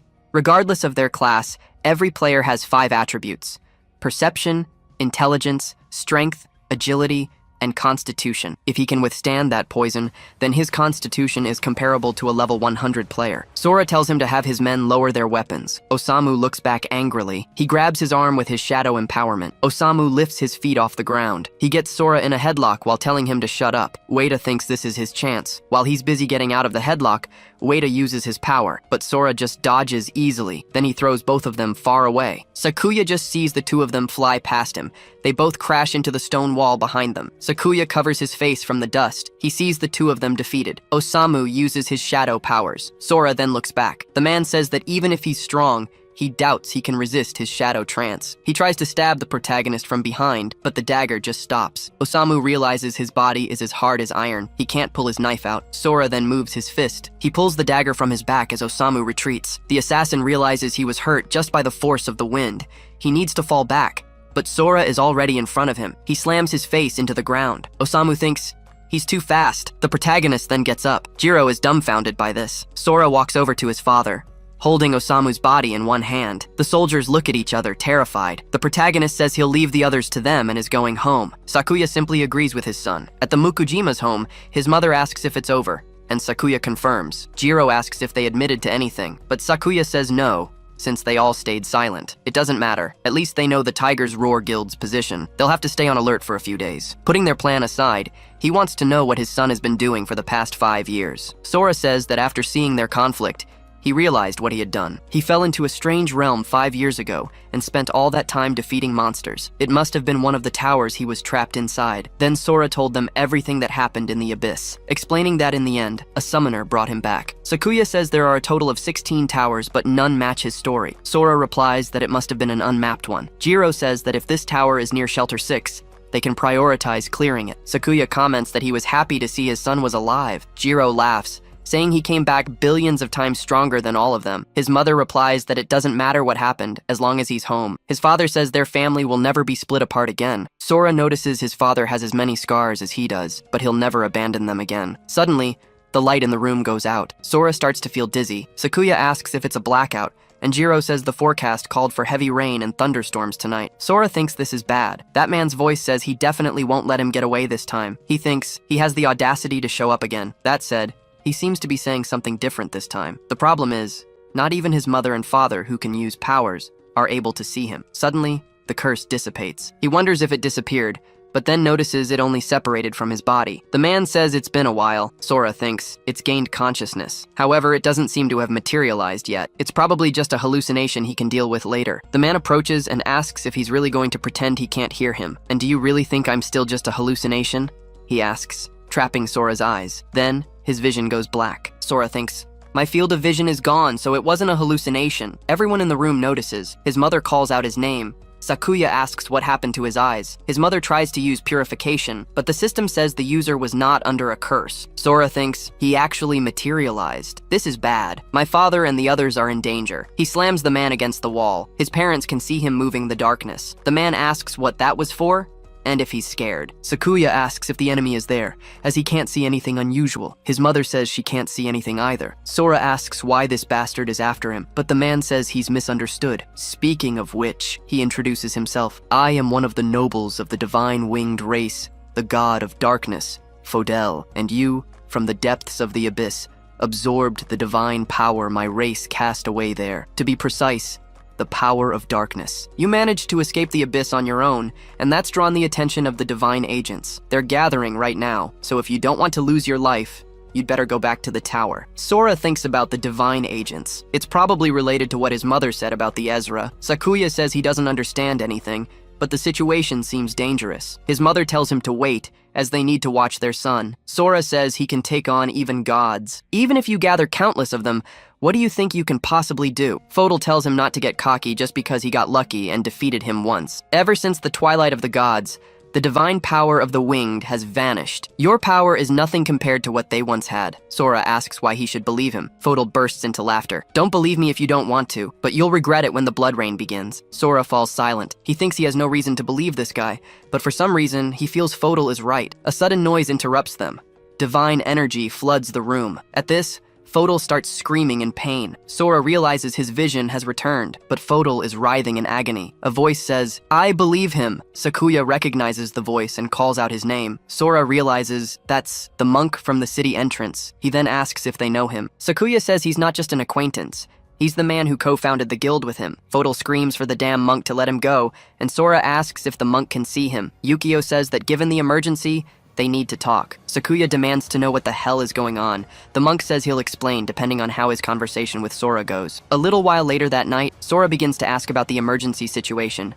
but Yukio interrupts. I'm not an Ezra, but I can see divine power with my enlightened vision. That's how I was able to seal this god using a forbidden technique. Besides, although your power shares the same nature as his, its intensity is far greater. I don't know how that happened, and I don't have time to investigate. Many beings with strong divine powers are gathering in the city. They are all targeting your power. I don't know what his deal is, but what he said is true. However, you must not return to the Abyss. That tower holds something far more dangerous. He was trying to trick you into returning to the Abyss to regain his power. What you should do right now is leave this place and enlist in the army. Sora asks, aren't they the ones who tried to kill me with a bomb? Yukio admits the army is like that now, but there's someone I trust on the inside. As long as you have a connection with them, they won't touch you. Sora argues that even so, there's no guarantee they won't target his family, but the monk tells him to relax because the Ezra don't attack normal people. Besides, I'm here. I definitely won't let them lay a finger on your family. After all, Arhats are beings who can rival the Ezra. At the Tiger's Roar Guild, Hiro Ryusei, the Ezra of Ares, says it's a ridiculous mission, using 4 of them for someone who doesn't even have a system. Jiraiya Yukinoju,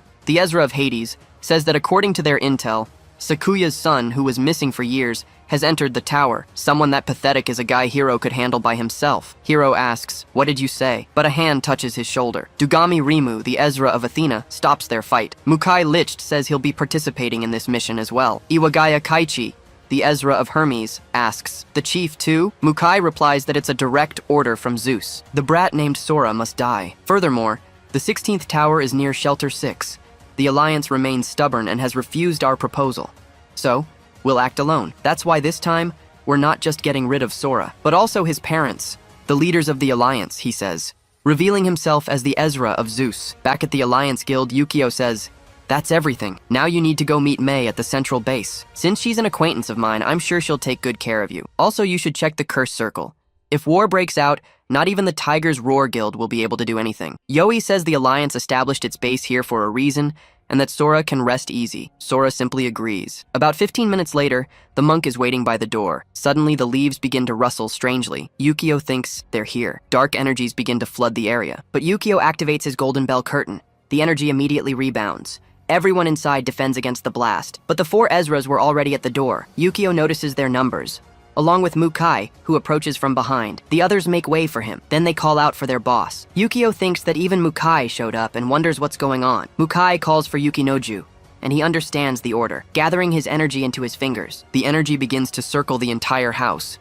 Sakuya asks what that is. Yukio realizes this is bad. That demonic spirit has located the position of every member of the Alliance, even the Stealth Operations Battalion. It's impossible to escape. Sakuya uses the Eye of Searching to check everyone's level. Along with his subordinates, he then says the level difference is too high. Yukio says they probably have a reason for visiting so late, but Yukinoju just replies that according to the spirit, Sora isn't here. Mukai wants to know where he is, and Yukio asks what he's talking about, since he can't help without any context. Hiro gets angry and asks what that bald monk just said. Yukio says he seems to lack manners, then removes his blindfold. Hiro says if he's so eager to die, he'll grant that wish. Inside the house, Yoi uses her barrier opening. Suddenly, the energy infects all the Ezras, inflicting the weakness curse effect. Hiro calls them idiots and prepares to fight. He asks if they really think a curse from a level 68 will change anything. Even with these effects, he's strong enough to defeat the Union.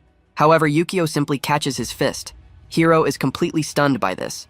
Yukio says that he clearly doesn't know much about the Union, as Hiro's level drops to 71. He questions this, having lost more than 30 levels at once. Yukio comments that once his level is down, he's nothing. Then he strikes his guard, throwing him as far as he can. The level of all the other Ezras had dropped in the same way. Sakuya explains that those caught in the curse have their levels reduced by 50% of the caster's level. This means they lost 34 levels. Mukai bursts into laughter at this, saying this was becoming more interesting. Then he calls for Rimu, who was behind him. The girl begins to use her divine power. Mukai says that as long as he has them in the palm of his hand, he's sure Sora will return. The others are also taken somewhere else. Yukio holds onto his hat. The system announces, "Welcome to the Colosseum of Athena." Yukio says this is bad. Mukai says it's been a while since he fought someone on equal footing, so he's very excited now. It's also a good way to kill time while waiting for Sora. Now, regarding all of them who were in the way, the other subordinates question what he did with the bosses. Mukai summons his spear, announcing he'll take this opportunity to finish them right here and now, in the desolate area X. The protagonist begins to descend from the sky, landing next to Mei shortly after. She quickly notices the young man. Meanwhile, Sora guides himself with a photo, thinking that this person is Mei Tosanaki. He then announces he's from the Alliance and came here to request protection from the military. Mei tells them to lower their weapons, saying that he is apparently Sora Mukishima, and that she has something she'd like to ask. Back at the Battle Coliseum, Sakuya looks around in anger. A staff is driven into the ground.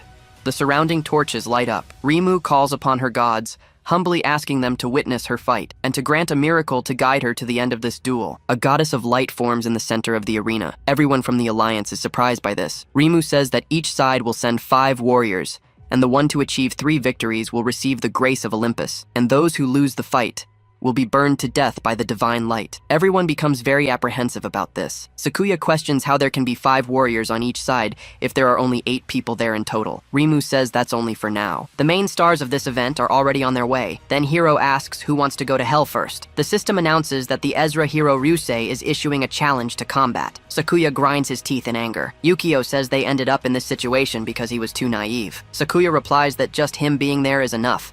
He isn't responsible for how things are, and thanks to the curse Yoi cast, they have a chance. Jiro agrees. Since she isn't a combat type, they just need to secure 3 victories. A smile spreads across Yukio's face. He says that the Ezra of Ares is the most violent of them all. Right after ascending as an Ezra, using Ares' overwhelming abilities, he single-handedly defeated an entire guild that included 3 other Ezras, but he knows what to do against him, so they can leave this fight in his hands. The monk steps inside the barrier, coming face-to-face with Hiro. He then asks if he might be granted the honor of dueling him. Hiro just glares at him angrily. The goddess says that since both are in position, they should begin the duel. Hiro gathers energy in his body, charging at him immediately after while saying that the monk talks too much. However, Yukio just blocks the blow with his arm. Hiro retaliates with another scratch from the back of his hand. The battle begins, with people watching from the outside. Hiro asks if all he knows is how to run from a fight, but the monk catches his fist. Sakuya celebrates this as if it were a victory, but Hiro smiles,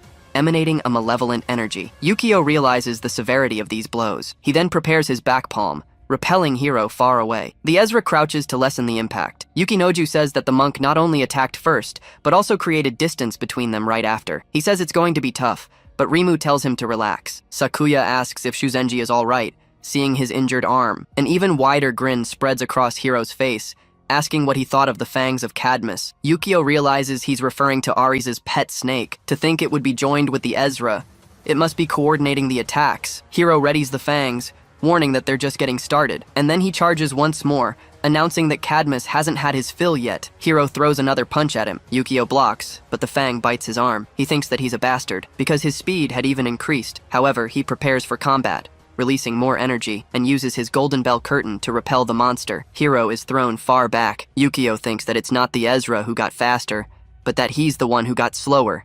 His stats reduced by the dragon's venom. Hiro says he's pretty tough. The system explains that the fangs of the dragon's venom allow the user to recover strength and increase their power through blood, but it's not much yet. Sakuya thinks that if they keep fighting like this, the power difference between them will only grow. Hiro charges forward once again, landing a kick on the monk's guard. He asks how it feels as the dragon's venom spreads throughout his body, wondering how long he can last. The monk simply recites a Buddhist mantra. Hiro says that reciting the Nenbutsu now won't help him at all. Rimu asks if it's just her or if he's gathering divine power. Yukinoju says that's strange since he's not an Ezra, wondering where that divine power is coming from then. The monk continues to recite his mantra. Sakuya says it can't be as it's a dangerous technique, but given the situation, he might actually be able to win. He finishes his mantra. A golden energy fills the arena. Buddha materializes and attacks Hiro using a Kamutoke. Hiro comments that he's never heard of a god like this. He wonders if Yukio thinks he can avoid his attacks with something like that. Yukio was just standing in the center of the Buddha. Then he charges toward Hiro with the divine armor. He says this idiot really plans to fight him hand to hand just because he's wearing divine armor. It was brave, but it's the same old trick people use to try and beat him. There were plenty of idiots like this that Hiro had killed in the past. They thought that by condensing divine power, they could avoid the attacks from Cadmus's fangs. For Cadmus, divine power is even better than flesh and blood, so he's going to devour him whole, just like he did with that other fool. He shall be swallowed by this darkness of despair. But the monk lands a punch on him instead. Hiro wonders what that was. He used the divine power to suppress Cadmus's poison and recovered his speed. Yukio lands a kick to his stomach. Hiro says it wasn't just his speed, but his power and reaction time too. Everything was increasing dramatically as he takes a knee to the chin. Hiro thinks that even so, for Cadmus, this couldn't be better. He's about to become food for his dragon. Yukio questions that. Hiro grabs his arm, saying he's about to receive all of his divine power, and declares victory. The energy begins to flood his body. Hiro wonders what just happened. He couldn't control this divine power. The monk says it's too early to celebrate. He breaks free from the dragon, saying that the power of an Arhat was too heavy to be ingested. As he strikes the Ezra's face, Hiro says it's impossible and demands to know how Cadmus can't ingest his divine power. Yukio asks, when did I say it was divine power? He's actually quite naive, throwing the Ezra far away. Yoi comments that when he said he wanted to change his class to Arhat, she didn't quite understand why. Since becoming an Arhat, he loses any chance of being an Ezra, and all his power is based on the strength of karma. Although very powerful, it's crucial to accumulate good merits daily. Otherwise, he won't be able to maintain control and will be consumed by karma. Yukio says he is someone who doesn't accumulate good merits and only does bad things, yet he thought he could control the power of karma. Sakuya celebrates because, just as he said, the monk managed to win. Rimu says she never imagined such a secret class, but Yukinoju warns that it's too early to celebrate, as they won't win with just a trick like that. They shouldn't underestimate the Ezras. Hiro then plants himself on the ground, facing his opponent. He says he doesn't even have enough divine power to maintain this form, so he gathers his energy, saying that in that case, he'll go all out one last time. Energy begins to emanate from his body. Blood then splatters on the ground. Yukio says his blood is a deadly poison. Then smoke fills the entire battlefield. The monk backs away. Jiro asks if it's a war drum, and Sakuya says it can't be. Hiro calls out to General Ares and offers the blood of the poisonous dragon, commanding him to grant him his spear. The weapon materializes in his hand. He says to fight until his body turns to dust. Rimu comments that it's a divine weapon, and even for them, it requires a sacrifice. Plus, they can only wield it temporarily since it carries the power of the gods. Yukinoju says there must be an insurmountable gap between normal players and Ezra's. Rimu reflects that Hiro offered the poisonous dragon that Ares gave him. If the gods see through this trick, they'll be angry, but Ares might forgive him if he wins. But on the chance he loses, she can't even imagine the punishment that awaits him. However, there's no way a normal player can beat an Ezra with a divine weapon. Hiro immediately charges forward. Yukio wonders if he's coming in for close combat, and he wants to know where the spear went, as it has vanished. So he jumps back, thinking Hiro shouldn't be able to reach him from this distance. But his face is cut by the weapon. Hiro commands it to explode now. The energy beside him shreds his robes. Yukio says that thankfully, he managed to defend with a mantra, just in time. The spear seems to be poisonous, just like the dragon's blood. The system announces that due to the corrosive effect of Ares' blood, the cloak has lost 50% of its defense. Hiro charges at the monk once more, attempting a strike that Yukio barely dodges, but blood arrows emerge from his back and fly toward him. Yukio wonders if he can shoot those things from other parts of his body, not just his fists. Hiro unleashes a barrage of blows, saying, "Let's see if you can dodge this." Each of his fists was armed with blades made from Ares' blood. Yukio thinks he has no chance, as he can't read his movements. Every blow he takes only destroys more of his equipment. Even with the impact suppressed by Karma's power, it's still strong. If he hadn't been weakened, he'd be dead by now. He needs to keep his distance, so he dodges one of the blows, attempting a palm strike toward Hiro. They both face each other. The monk begins to recite a Buddhist mantra and creates a seal on his palm. Hiro asks if he's already reaching his limit, but he shouldn't think that keeping his distance will save his life. The monk uses his silent Dharma chant. Suddenly, something forms above Hiro, forcing him down to his knees on the ground. The enchantment purifies and banishes obstructive forces, weakening the effect of the poisonous dragon's blood. Hiro says he was trying to seal his movements with a spell and close the distance. Then he releases his blood, saying he was too naive for that. Sakuya readies her energy and yells for Shuzenji to be careful. The monk dodges the blow, which hits his hat. He reflects that it was a close call, but the goddess appears in front of Sakuya, saying that interference will be punished. Fire begins to burn the man in agony. Yoi calls out to her husband and starts to heal him. Sakuya reflects that the flames are gone, but his life force has been reduced by 15%. Hiro says he would be dead if no one had gotten in the way, but it seems he was punished accordingly. The monk thinks that close combat is already dangerous, but Hiro can also control the blood arrows from a distance. Considering his remaining stamina, he probably has about 3 minutes left, but he has no choice but to fight. Hiro tells him to stop wasting his time, launching his attack and declaring victory, while the monk gathers karma in his body. He says that all dharmas become one, as he reflects that the ranks of a Rakan are the celestial eye, the wisdom eye, the dharma eye, and the Buddha eye. So, to win, he opens his Dharma eye. His pupil turns into a Buddhist symbol. The spear approaches the monk very quickly, but he reflects that with the effects of his Dharma eye, his speed increases greatly. However, it won't last long, so he must find an opening. That spear wasn't concentrating as much divine power as he expected, and more importantly, That blood arrow from before was behind him. Yukio realizes he's figured it out. He stops the spear with his hand and the arrows with divine energy armor. Hiro wonders how he managed to predict his attack. The monk asks if this is his great blood spear, and contrary to his expectations, it was nothing special as he shatters it to pieces. Hiro says that's impossible. Yukinoju asks how he managed to defend against blood threads as thin as a strand of hair, and Rimu says that I seem to be able to see everything. Sakuya celebrates, saying he actually has a chance. After all, the monk had a plan to deal with Ares' Ezra. Yukio says that given the amount of malignant energy accumulated inside his body, it's no wonder that evil thoughts also arise, and he will exorcise it all, creating a seal in his hand. Hiro gets angry and asks, so what if you can predict my move? Because he can still control anyone whose blood has come into contact with his divine power. Rimu says that the divine power residing in the blood isn't distributed equally. Besides, blood is relatively thin, making it easier to penetrate an enemy's defense. He wonders how he's going to solve this situation. Hiro tells him to bring it on, since there's nowhere left to run. He then creates blood arrows and sends them flying toward the monk. Yukio simply activates his Dharma eyes. Hiro immediately falls to the ground. He starts trembling from the pain coursing through his body. He asks how that bastard did it, as Yukio stops the blood arrows with his seal. He begins to recite a very long Buddhist chant about the Wheel of Samsara. Rimu shouts to be careful with that eye, as she can see the movement of divine energy in it. All of his attacks are useless against him. Jiro realizes what she had done, yelling, asking if that woman intends to interfere in the fight. Athena glares at him, annoyed, but says that was the first warning for her. Jiro yells that his boss got a direct penalty, so why did she only get a warning? But Sakuya tells him to drop it. They'll pay attention to how he's going to achieve victory. The monk gathers energy in his hands to press the seal. Hiro complains that he doesn't need her help, but then something catches his attention. He recognizes that manifestation of Dharma and his sutra,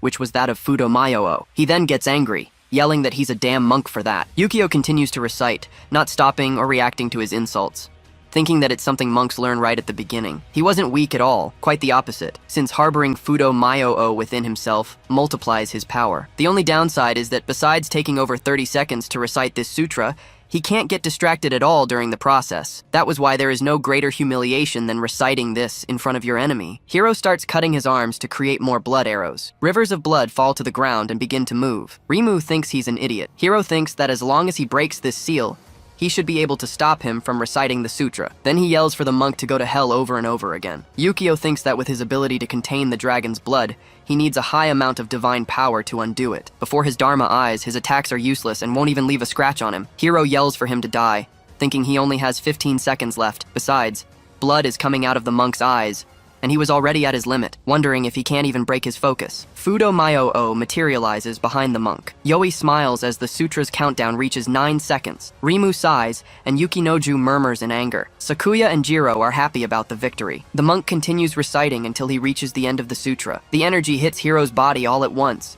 completely wounding him and knocking him unconscious. The monk concentrates his energy, thinking that he somehow managed to finish before his Dharma eyes reached their limit. Athena announces that the first victory belongs to the Alliance. Shuzenji Yukio had won the first round. Rimu heals Hiro with her magic. She asks if he's feeling better, but the young man just looks down. Hiro was completely hopeless. Rimu begs him to please hold on, but something approaches from behind Hiro. 2 armed spirits get his attention. They mock him for losing in Athena's hypocritical arena, calling it disgusting. Hiro apologizes for it, but the spirits scream for the loser to shut up. They've brought a message from his father saying he's disappointed in him, so he should feel honored to be punished by them with their swords. Hiro is whipped on the back, beaten relentlessly by the Sons of Ares. Sakuya asks if he'll really go so far as to punish his own Ezla. The Sons of Ares say this is the last time their father will show him mercy. Then they begin to disappear. Hiro just calls out Shuzenji's name, warning that next time, he will definitely take his life. Yukinoju says that unfortunately there won't be a next time, because he's going to make them all pay, and he draws a scythe, wanting them to burn in the eternal fire of Hades. Sakuya looks at him seriously, then tells him to leave it to him. Yoi says he is the Esla of the death god, and his power is linked to souls and such, so she thinks it will be useful to him. Sakuya says he'll put it to good use, and the item is stored in his inventory. The monk and Jiro wish him good luck. Then the young man heads toward the arena. He thinks about how the samurai class has a technique called sword energy, capable of pressuring enemies from a distance, but the problem is that it needs to be charged. First, he'll instantly close the distance with his opponent, then deliver countless slashes, leaving no room for a counterattack. And finally, after finding a weak spot, he'll strike directly and end the battle. It might seem too simple, but it's the most effective tactic. That said, if it doesn't work, he has another plan. Athena tells both fighters to take their positions and begin.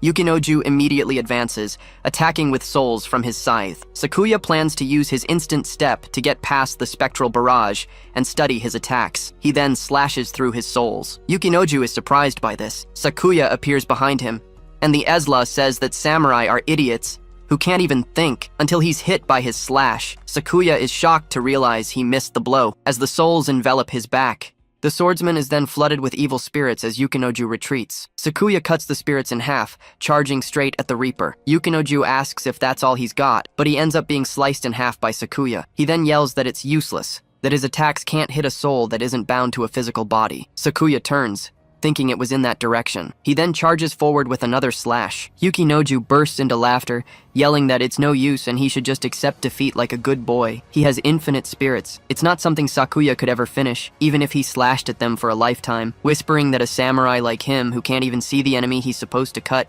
will never be enough. Sakuya focuses, thinking that in that case, he must charge up. Yukinoju interrupts, saying he won't give him time for that. The swordsman slashes in every direction, but the explosion surrounds him again. Rimu comments that this is a battle between an Ezla and an ordinary person. Hiro says he just got lucky, and the girl replies that he needs to remember it's normally impossible for someone of the samurai class to become a guild leader. Noticing something different about Yoi, who was in front of her, she thinks that even with her husband at a disadvantage, she's still calm. They might be hiding an ace up their sleeve. Sakuya cuts down one of the souls, then immediately retreats backward. Yukinoju launches more souls, asking if this is a new technique. Rimu shouts for him to be careful. The Ezla of Hades is startled. Sakuya cuts through everything in his path using the leap of the 8 vessels. Yukinoju wonders what just happened. When the 6th shelter was created, the military and players worked together to search for monster nests. It was then that, near the shelter, they found a mine where monsters were emerging, and it became the first dungeon. At first, since only weak monsters were coming out, things seemed to be in their favor. The problem was that upon entering the mine, everything around them had changed. The type of monsters, their numbers, and even their ranks. Inside the cavern, it was as if a unique ecosystem had been created, and in its deepest part, there was a level 80 spider monster. At that time, humanity had no chance of defeating that thing. But then, so that everyone could escape, Sakuya Mukushima took the lead in the fight, luring the monster away. No one really knows what happened after that, but the fact is, 3 days later, the spider's painful groans could be heard from the depths of the cave. Moreover, as if reacting to this, the cavern began to collapse, and amid the falling rubble, Sakuya Mukushima returned without a single wound. The skill he used that time was the very same one, Leap of the 8 Vessels, a terrifying technique that allows its user to perform 8 consecutive leaps, and with each extra leap, their speed increases exponentially. Sakuya thinks that to escape his attack earlier, he used the leap 3 times.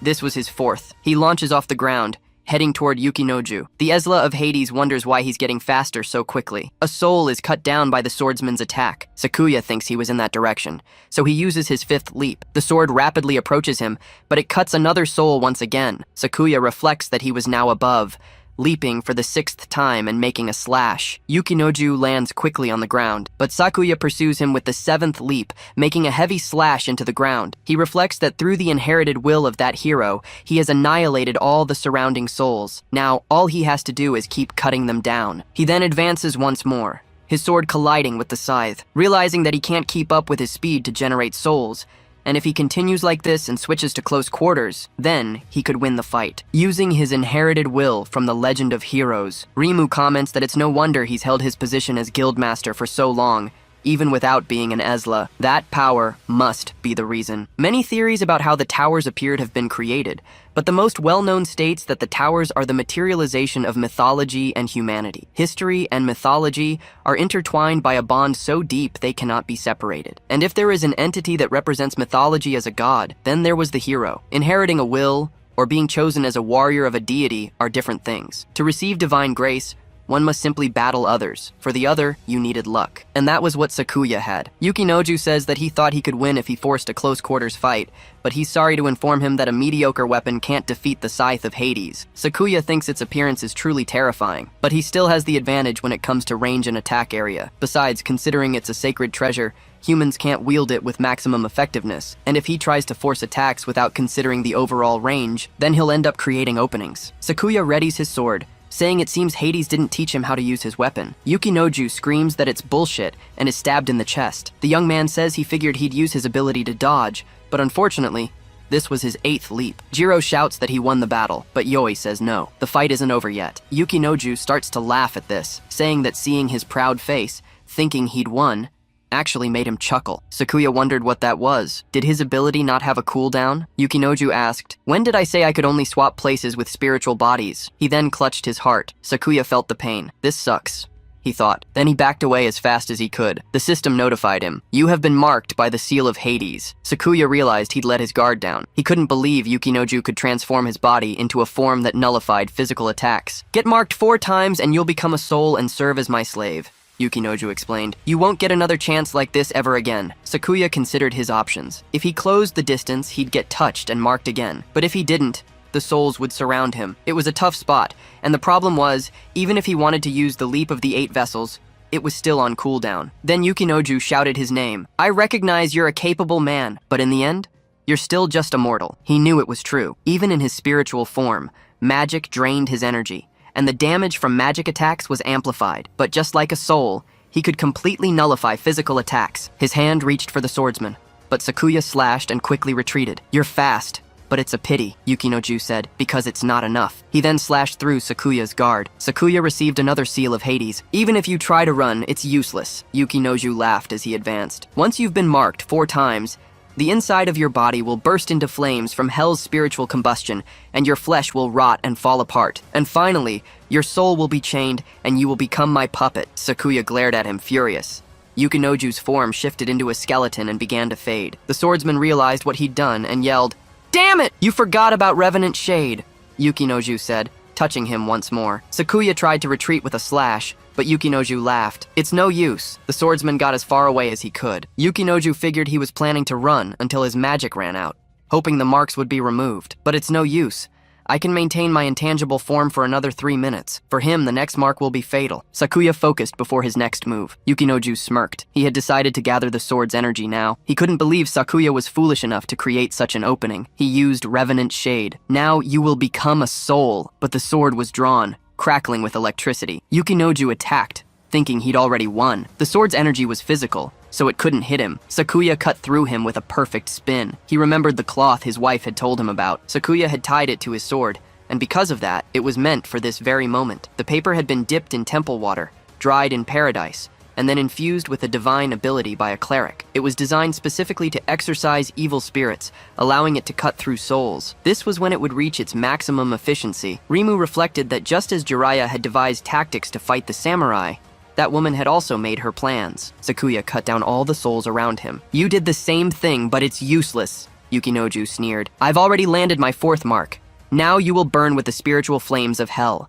Then you will become my puppet." But the swordsman resisted, holding his sword before him. Yukinoju wondered what was happening. "Did you really think I'd just wait quietly to become a soul?" Sakuya asked. "Unfortunately for you, having my flesh burn only made me lighter. Now my cuts are faster." Yukinoju sent all his spirits to stop him. He thought it was strange. Sakuya shouldn't be able to do more damage in this spiritual form until he realized what had happened. He yelled, "He was inside the cooldown window for the Leap of the 8 Vessels. Too late to notice that now," Sakuya yelled, cutting through everything in his path. He advanced, slicing through more souls before him, and appeared behind Yukinoju. The Ezra tried to retreat using his ghost form. Sakuya said, "Before you could turn me into a soul," he leaped, cutting through several souls in his path. "I'm going to take your life." He then appeared at his back, slicing Yukinoju in 2. "I can easily take a single hit like that," he said. Sakuya replied, "If 1 hit wasn't enough, then I'll just beat you until you die," he yelled, unleashing a flurry of cuts. With that, Yukinoju lost consciousness. The swordsman sheathed his sword. "Victory is mine."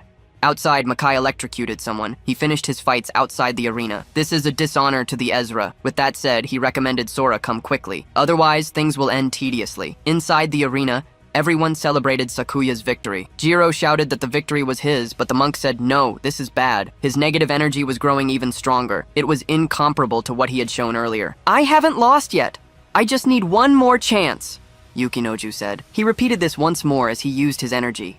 Skeletal hands opened a portal in the air. "That's a pretty ugly scene for my big brother." Sakuya wondered what that was, and readied his katana. Yukinoju begged him, "Just give me 1 more chance." But the skeleton warned, "You can't win with just flashy-looking abilities. In the end, power is everything." That said, this is no problem. He exploded him while announcing, Both you and the enemy will lose your lives here. Sakuya wondered if this was the true form of the Ezra of Hades. Everyone outside asked what that monster was. Makai looked back, saying, "Things seem to be getting interesting." The monster approached the swordsman. "The first thing I did when I became an Ezra was take my older brother's life. After that, I lost count of how many lives I've taken. But it doesn't matter. When they die, people become my puppets. And your fate will be the same as theirs," he said, launching several souls at the swordsman. The seal of Hades reached one, and Sakuya wondered if it hadn't reset to 0, but his leap of the 8 vessels was on cooldown. He wondered if this would be his defeat. This feeling was quite nostalgic, as he cut through the souls endlessly. It was the same thing he felt that time. Nothing he did worked. The paladin ran from the spider while calling for his leader. Sakuya was about to be hit by its leg again,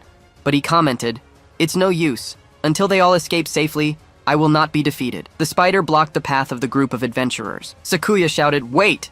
thinking he wouldn't make it in time. He needed to do something to get its attention, but the problem was that it was too tough, and his blows had no effect. He wondered if it had a weak point, then noticed that sword. He threw his katana towards it. It hit the sword's sheath on the spider's head. Sakuya celebrated upon hearing the monster groan. That spider grunted once more. It ran after Sakuya, as the swordsman told it to come after him. The spider moved its legs quickly, attacking Sakuya's back. The swordsman landed on the other side of the tracks, getting up immediately after. The spider looked at him with rage in its final moments. Sakuya said it seemed this was his limit, but he thought he did enough since even alone, he was able to save countless people. Still, if he were stronger, he could have done more, until a voice told the human not to give up. A winged swordsman caught him and announced that he had come to save him. Sakuya thinks that in that moment, escaping death, he met a legendary figure responsible for teaching martial arts to the commanders, Karasu Tengu. He realized that it wasn't just monsters that came to his world, but legendary heroes too. Karasu takes him inside the cave. Sakuya thanks him for saving him, but questions his identity. The spirit introduces himself shortly after. He explains that due to the last wishes of a general who lost his life, he is looking for someone to inherit his will through this legendary blade, the Kumogiri. That said, the spider-like Yukai was a being the sword had brought back to life. Engulfed in hatred, it launched a surprise attack on him. As compensation, Karasu thrust the sword into its head, and they ended up unable to take each other's life. That's when he saw him. Even without knowing the people he was protecting, he kept fighting. Because of that, Karasu concluded that he was the key.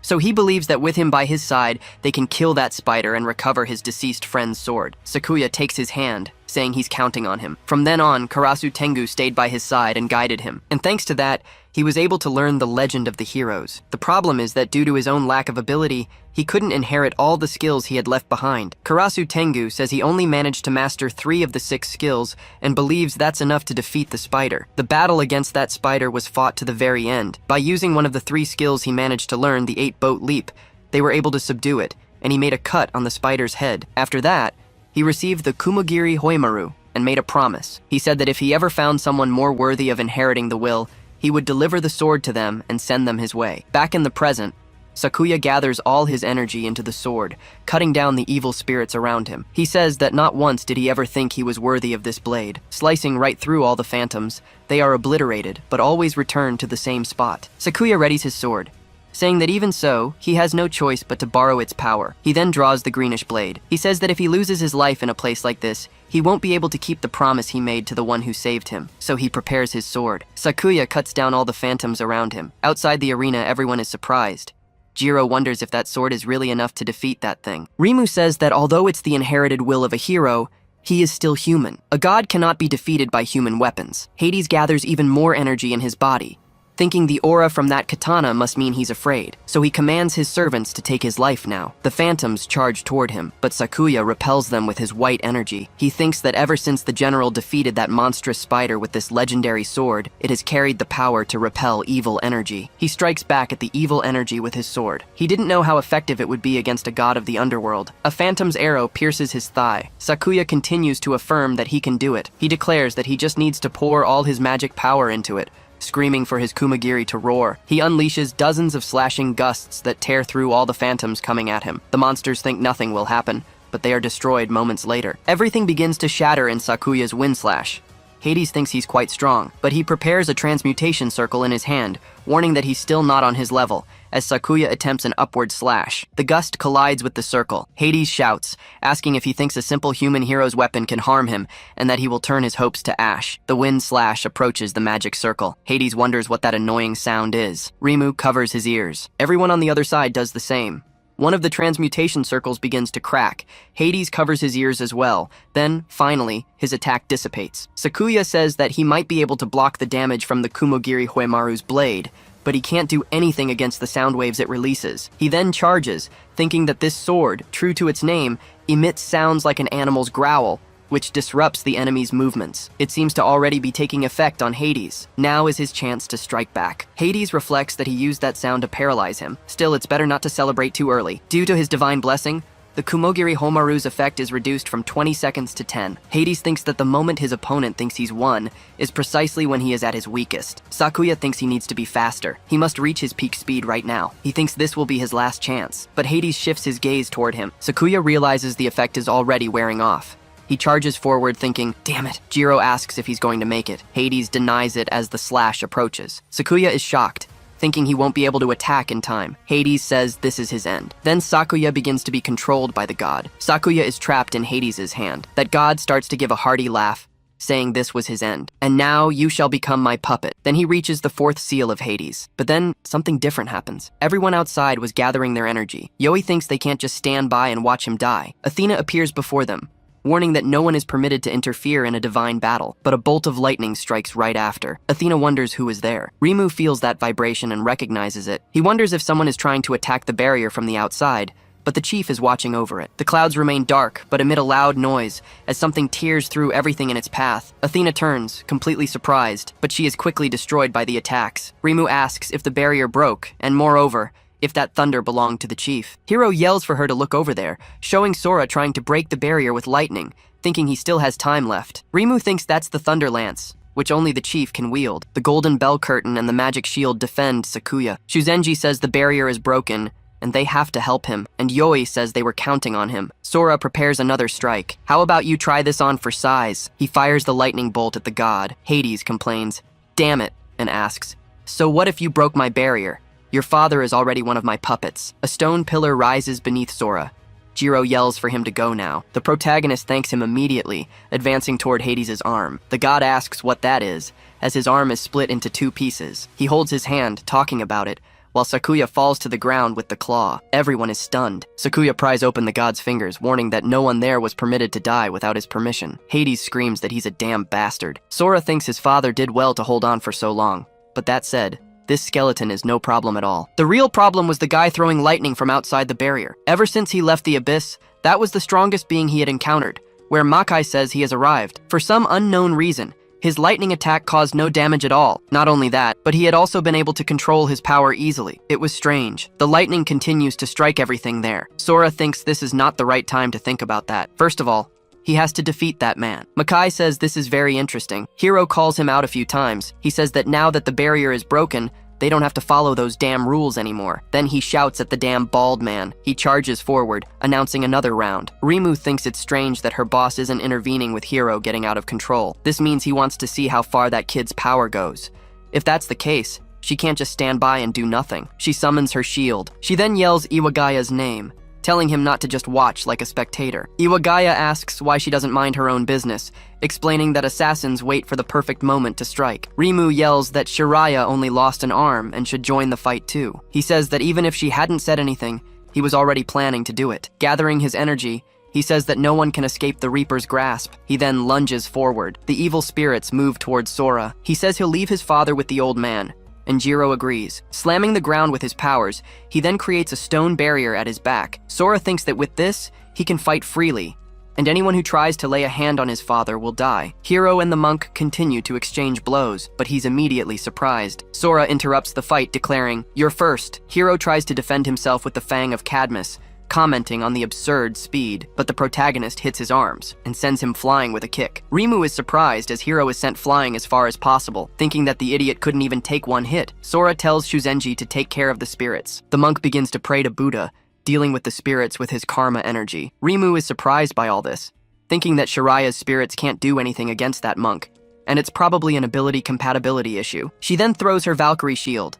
Sora just catches it with one hand. Rimu charges with a sword, thinking she'd rather not fight this monster if possible, but there's nothing else she can do. Sora strikes her arm with his wrist, hitting her in the face right after. He then continues to beat the girl relentlessly. Rimu thinks that the boss still hasn't done anything. Makai sighs, muttering about this trash, wondering if they've forgotten they are under the effect of the curse. So he'll dedicate this blow to Mukushima's wife looking at the ball of energy. Shuzenji thinks he was planning to aim that terrifying mass of divine energy at Yoi. He knows it will be reckless, but if there's nothing else he can do, he then activates the Dharma eyes, thinking he needs his spiritual form as soon as possible. Makai questions if he thinks he'll make the same mistake as Hiro and give him time to recite his attacks. Shuzenji thinks this is bad. Then the Ezra of Zeus tells these insects to go to hell, firing a blast of energy from his artifact. A massive lightning bolt heads toward the rock. Sora wonders what that was. The lightning strikes the rock beside him. Everything around is destroyed. Sora looks to the side and tries to defend himself, seeing only debris there, with his mother's hand sticking out. Sora tries to call out to her, running towards his mother. A shield is thrown in his direction. Sora tells her not to dare get in his way,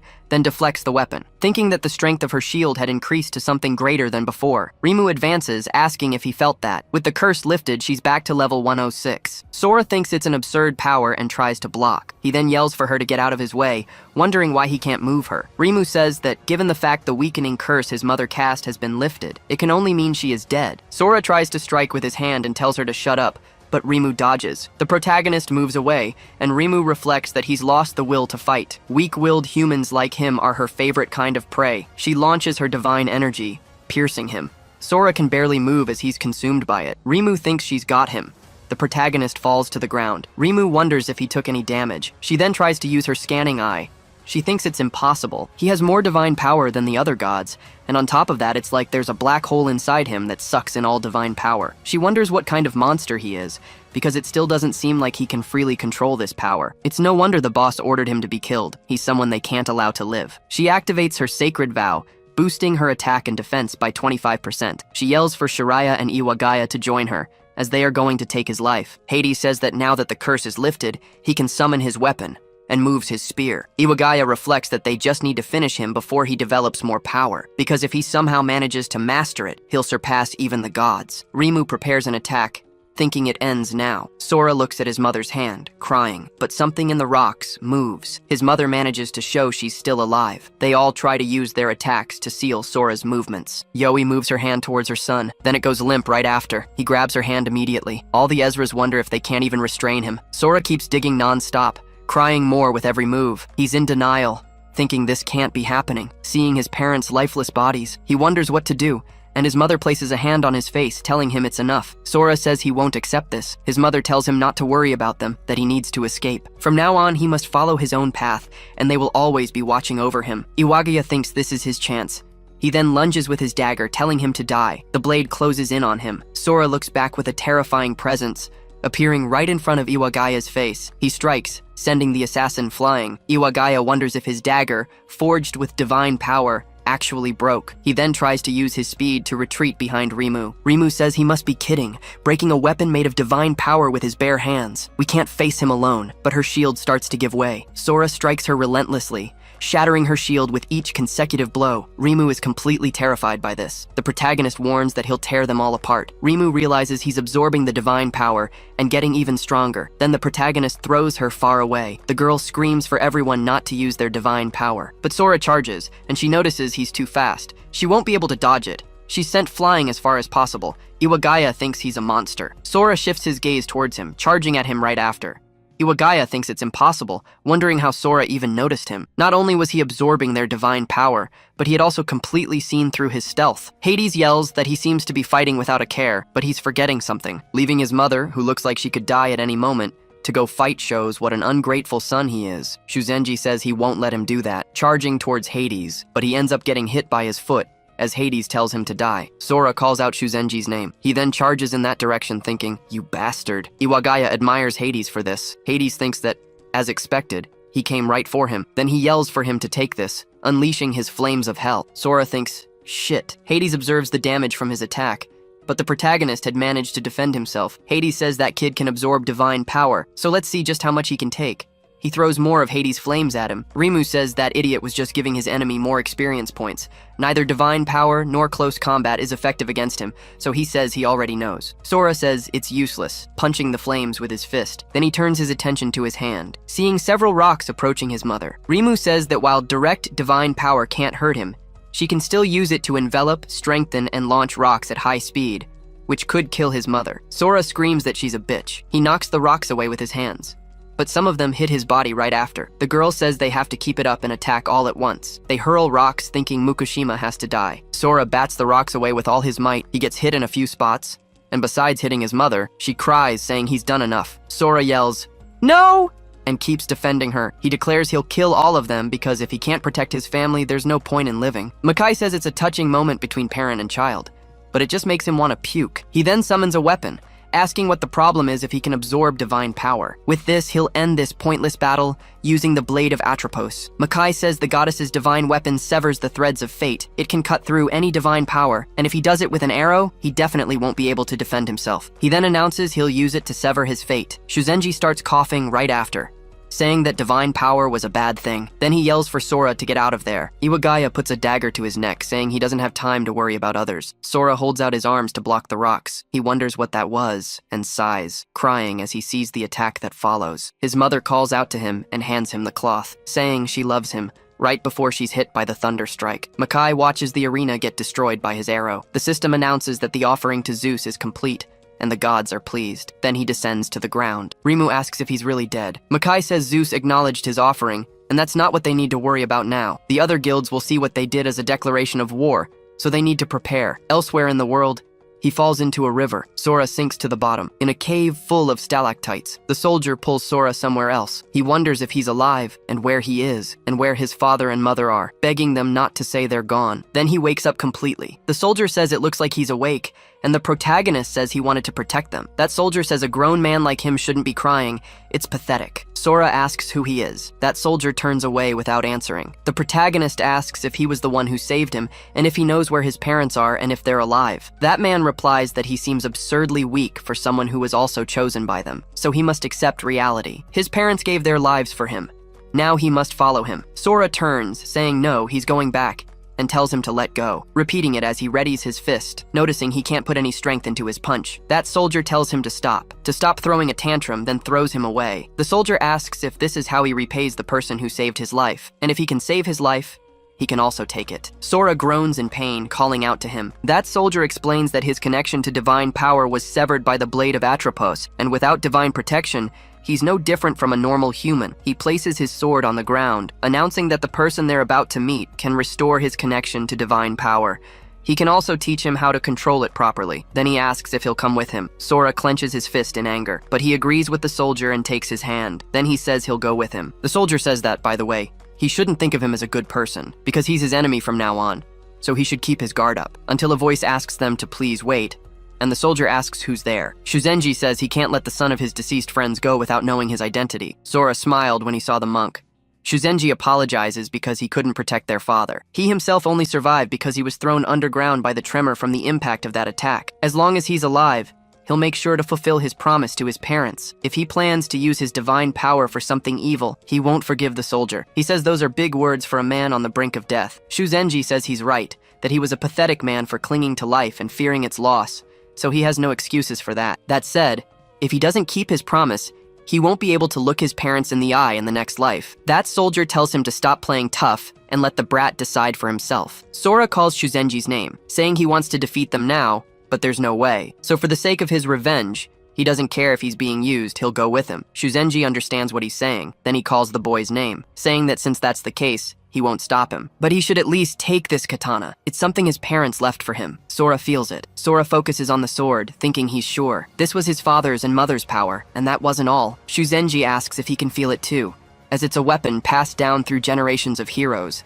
and it records the memories of those who wielded it, though it's not always active. Sora says it's a sword that remembers those who wielded it. The monk replies that Yoi trusted he would one day be able to use it, so Sora should keep it. Then the protagonist thinks he'd need the power to see the future. That soldier asks if they're done, and Sora confirms. He wonders why it feels like he's being thrown from one problem to another. First he escaped, then he returned to his parents, and now he's leaving again, wondering where he's going now, and what awaits at the end of all this. The three of them walk through the cave. Shuzenji says he can't believe such a massive space existed down here. The soldier asks why the hell he's coming with them.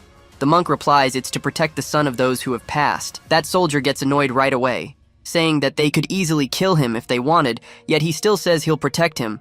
But Shuzenji says that's not it. The soldier asks what the hell he meant by protecting the son of those who have passed. Shuzenji replies that he will use his life. Yoi always said that as long as he followed the plan, they'd get the best results. But look at how things ended up. He was sick of things like prophecies, and the only thing he'll put his faith in now is his own life. Sora looks at him, a little apprehensive. The soldier turns and says that's fine, but when the time comes to face God, he shouldn't interfere. Sora stares into the void, thinking. Then he remembers what she said about the best results, as long as he survived. Maybe for his mother, this was the ending she wanted. Shuzenji says, about this so-called god trapped in the cave, he wants to know if they really have divine power, or if it's all just made up. The soldier scoffs in anger, saying he'll find out soon enough, and the moment he witnesses it, all his doubts will vanish. Sora then notices a presence. Thinking it couldn't be, he wondered what god the man was talking about. The soldier entered the room, stating that this god's name was not one to be taken lightly. Enough talk, we're here. Sora said the place was huge. The soldier moved his hand, concentrating. He announced that with the flames in his hand, he would present himself before the god. Divine energy formed in front of him. 3 triangles then appeared,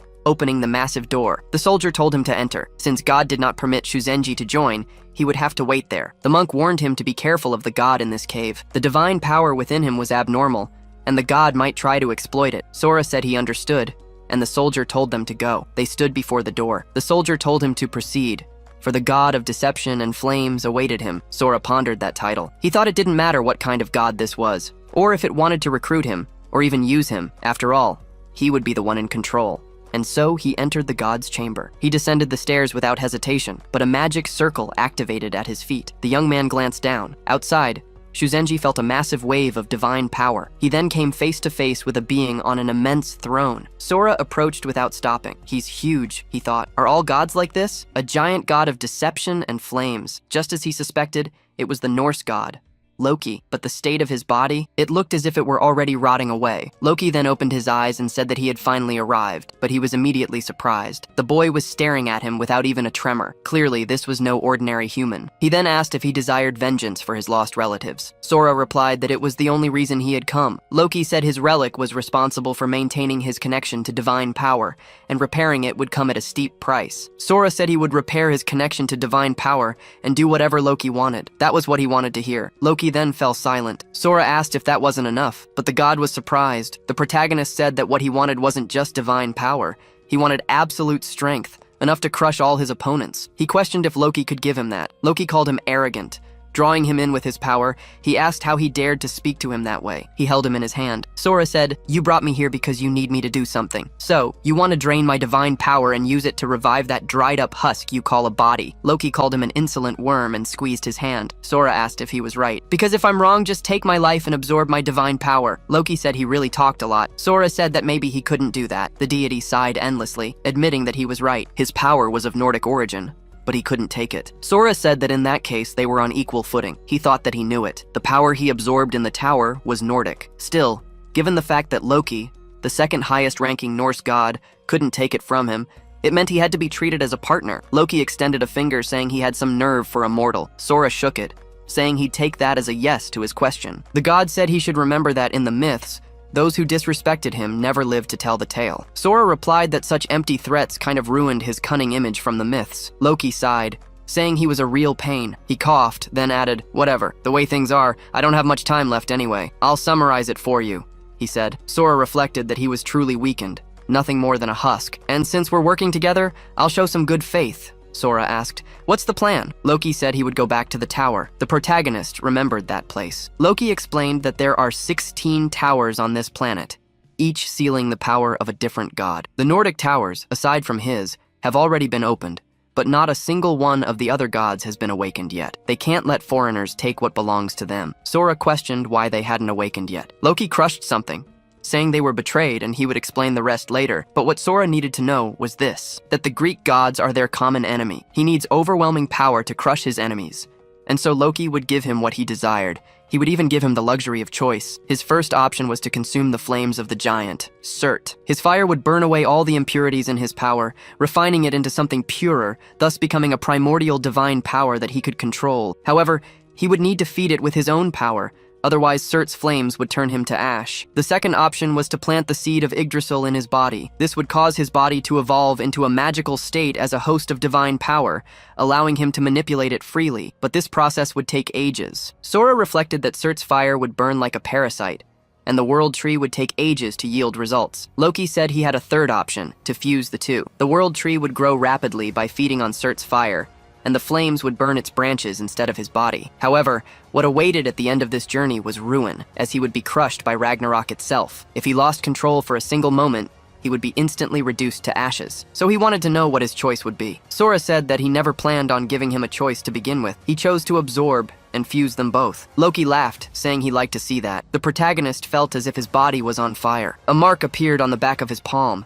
and the seed in his other hand. He began to be burned by Surt's fire. Loki said that the two opposing forces were beginning to merge, and he asked who would have thought that the last hopes of the Norse gods would end up in the hands of a mortal. Elsewhere in the city, Fodel looked up, sensing something. Then he asked what that was. His power was being drained, and he couldn't let anyone reach the Nordic tower. In another corner of the city, two guilds faced off. Makai prepared a lightning attack. May was completely surprised by this. The guild leader said that this was the 17th tower, because they would be the ones to conquer it. Loki looked down, unreacting. Sora groaned in pain as he tried to merge the two powers. The soldier and Shuzenji looked on through the door, reflecting that the idiot was trying to fuse two opposing forces within his own body. Shuzenji begged Sora to hold on. The protagonist tried to withstand the energy in his body, but then he returned to the abyss. He wondered where he was right now. Sora wondered if this was his own conscious space, and he wondered if that was the seed of the world tree that had just been planted, because it was enormous. Then he looked behind him, wondering who that giant was. Sitting and reading a book, he was looking in his direction. The giant said that within this chaotic divine power,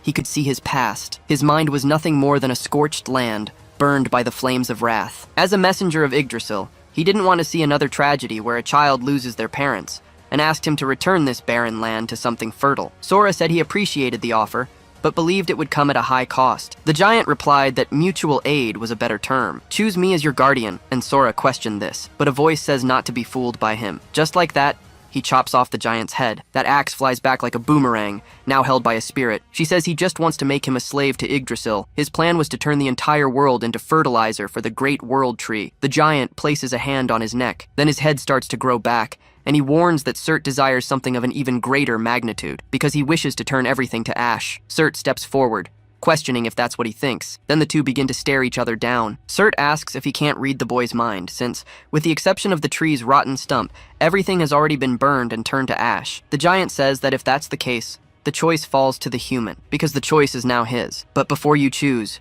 you must read this carefully. He hands a sheet of paper toward him. Sora reaches out to take it, thinking that this is the book of the Ezra. For a mortal to become an Ezra, there are 3 steps. First, you must choose a guardian to represent the divine will, which makes you a candidate. Second, you must descend into the abyss and fight the other candidates. Third, you need to be the last one standing. Then, you will win the weapon of that god and control over the tower. The guardians are responsible for watching over the Ezra. In case you insult your god, they have permission to punish you and take away your divine power. The divine weapon allows the Ezra who wield it to channel their god strength in battle. Surt says he's a coward and should have been turned to ash long ago. Sora reflects that now he has the two of them fighting to be his guardians. Yggdrasil replies that it would be beyond his capabilities. The protagonist continues to reflect on how 2 entities were fighting over who would look after him. Any normal human would have already passed out right there. Then they both ask which one he will choose. Sora says they seem to have misunderstood. Because you're acting as if I should be grateful for the favors you're offering. Then he transforms, saying that in the end, the choice doesn't matter, because he'll just end up as their puppet. Sora says that won't do, and that they will be his puppets. Your power is already under my control, so you can stop acting so arrogant. Surt tries to free himself from his hand, but the protagonist feeds on him. Then he approaches to swallow Yggdrasil, feeding once more. Then he says that from now on, gods are nothing but food for him. Back in the present, the protagonist returns to reality. Loki asks which of the 2 he chose, thinking it's not like it matters, since he's already fallen into his trap anyway. Sora then looks at his palm, telling him to see for himself, and showing the 2 fused signs. Then he thanks him for his help and says he's leaving. Loki wonders what that mark is. He's never seen anything like it before, And if he really fused the two inside his own body? The first Ezra candidate of the 17th tower has appeared. The system notifies that Rebirth and Ruin has been unlocked for early access. Meikai wonders if someone has already gotten ahead of him, and Mei wants to know if it's someone from the Ferocious Tigers. Then they all rush forward, saying they need to get there now. Hello everyone! Did you like the story? I loved it. If you want to follow the next part, make sure to subscribe to the channel and leave a like. See you in the next story, guys.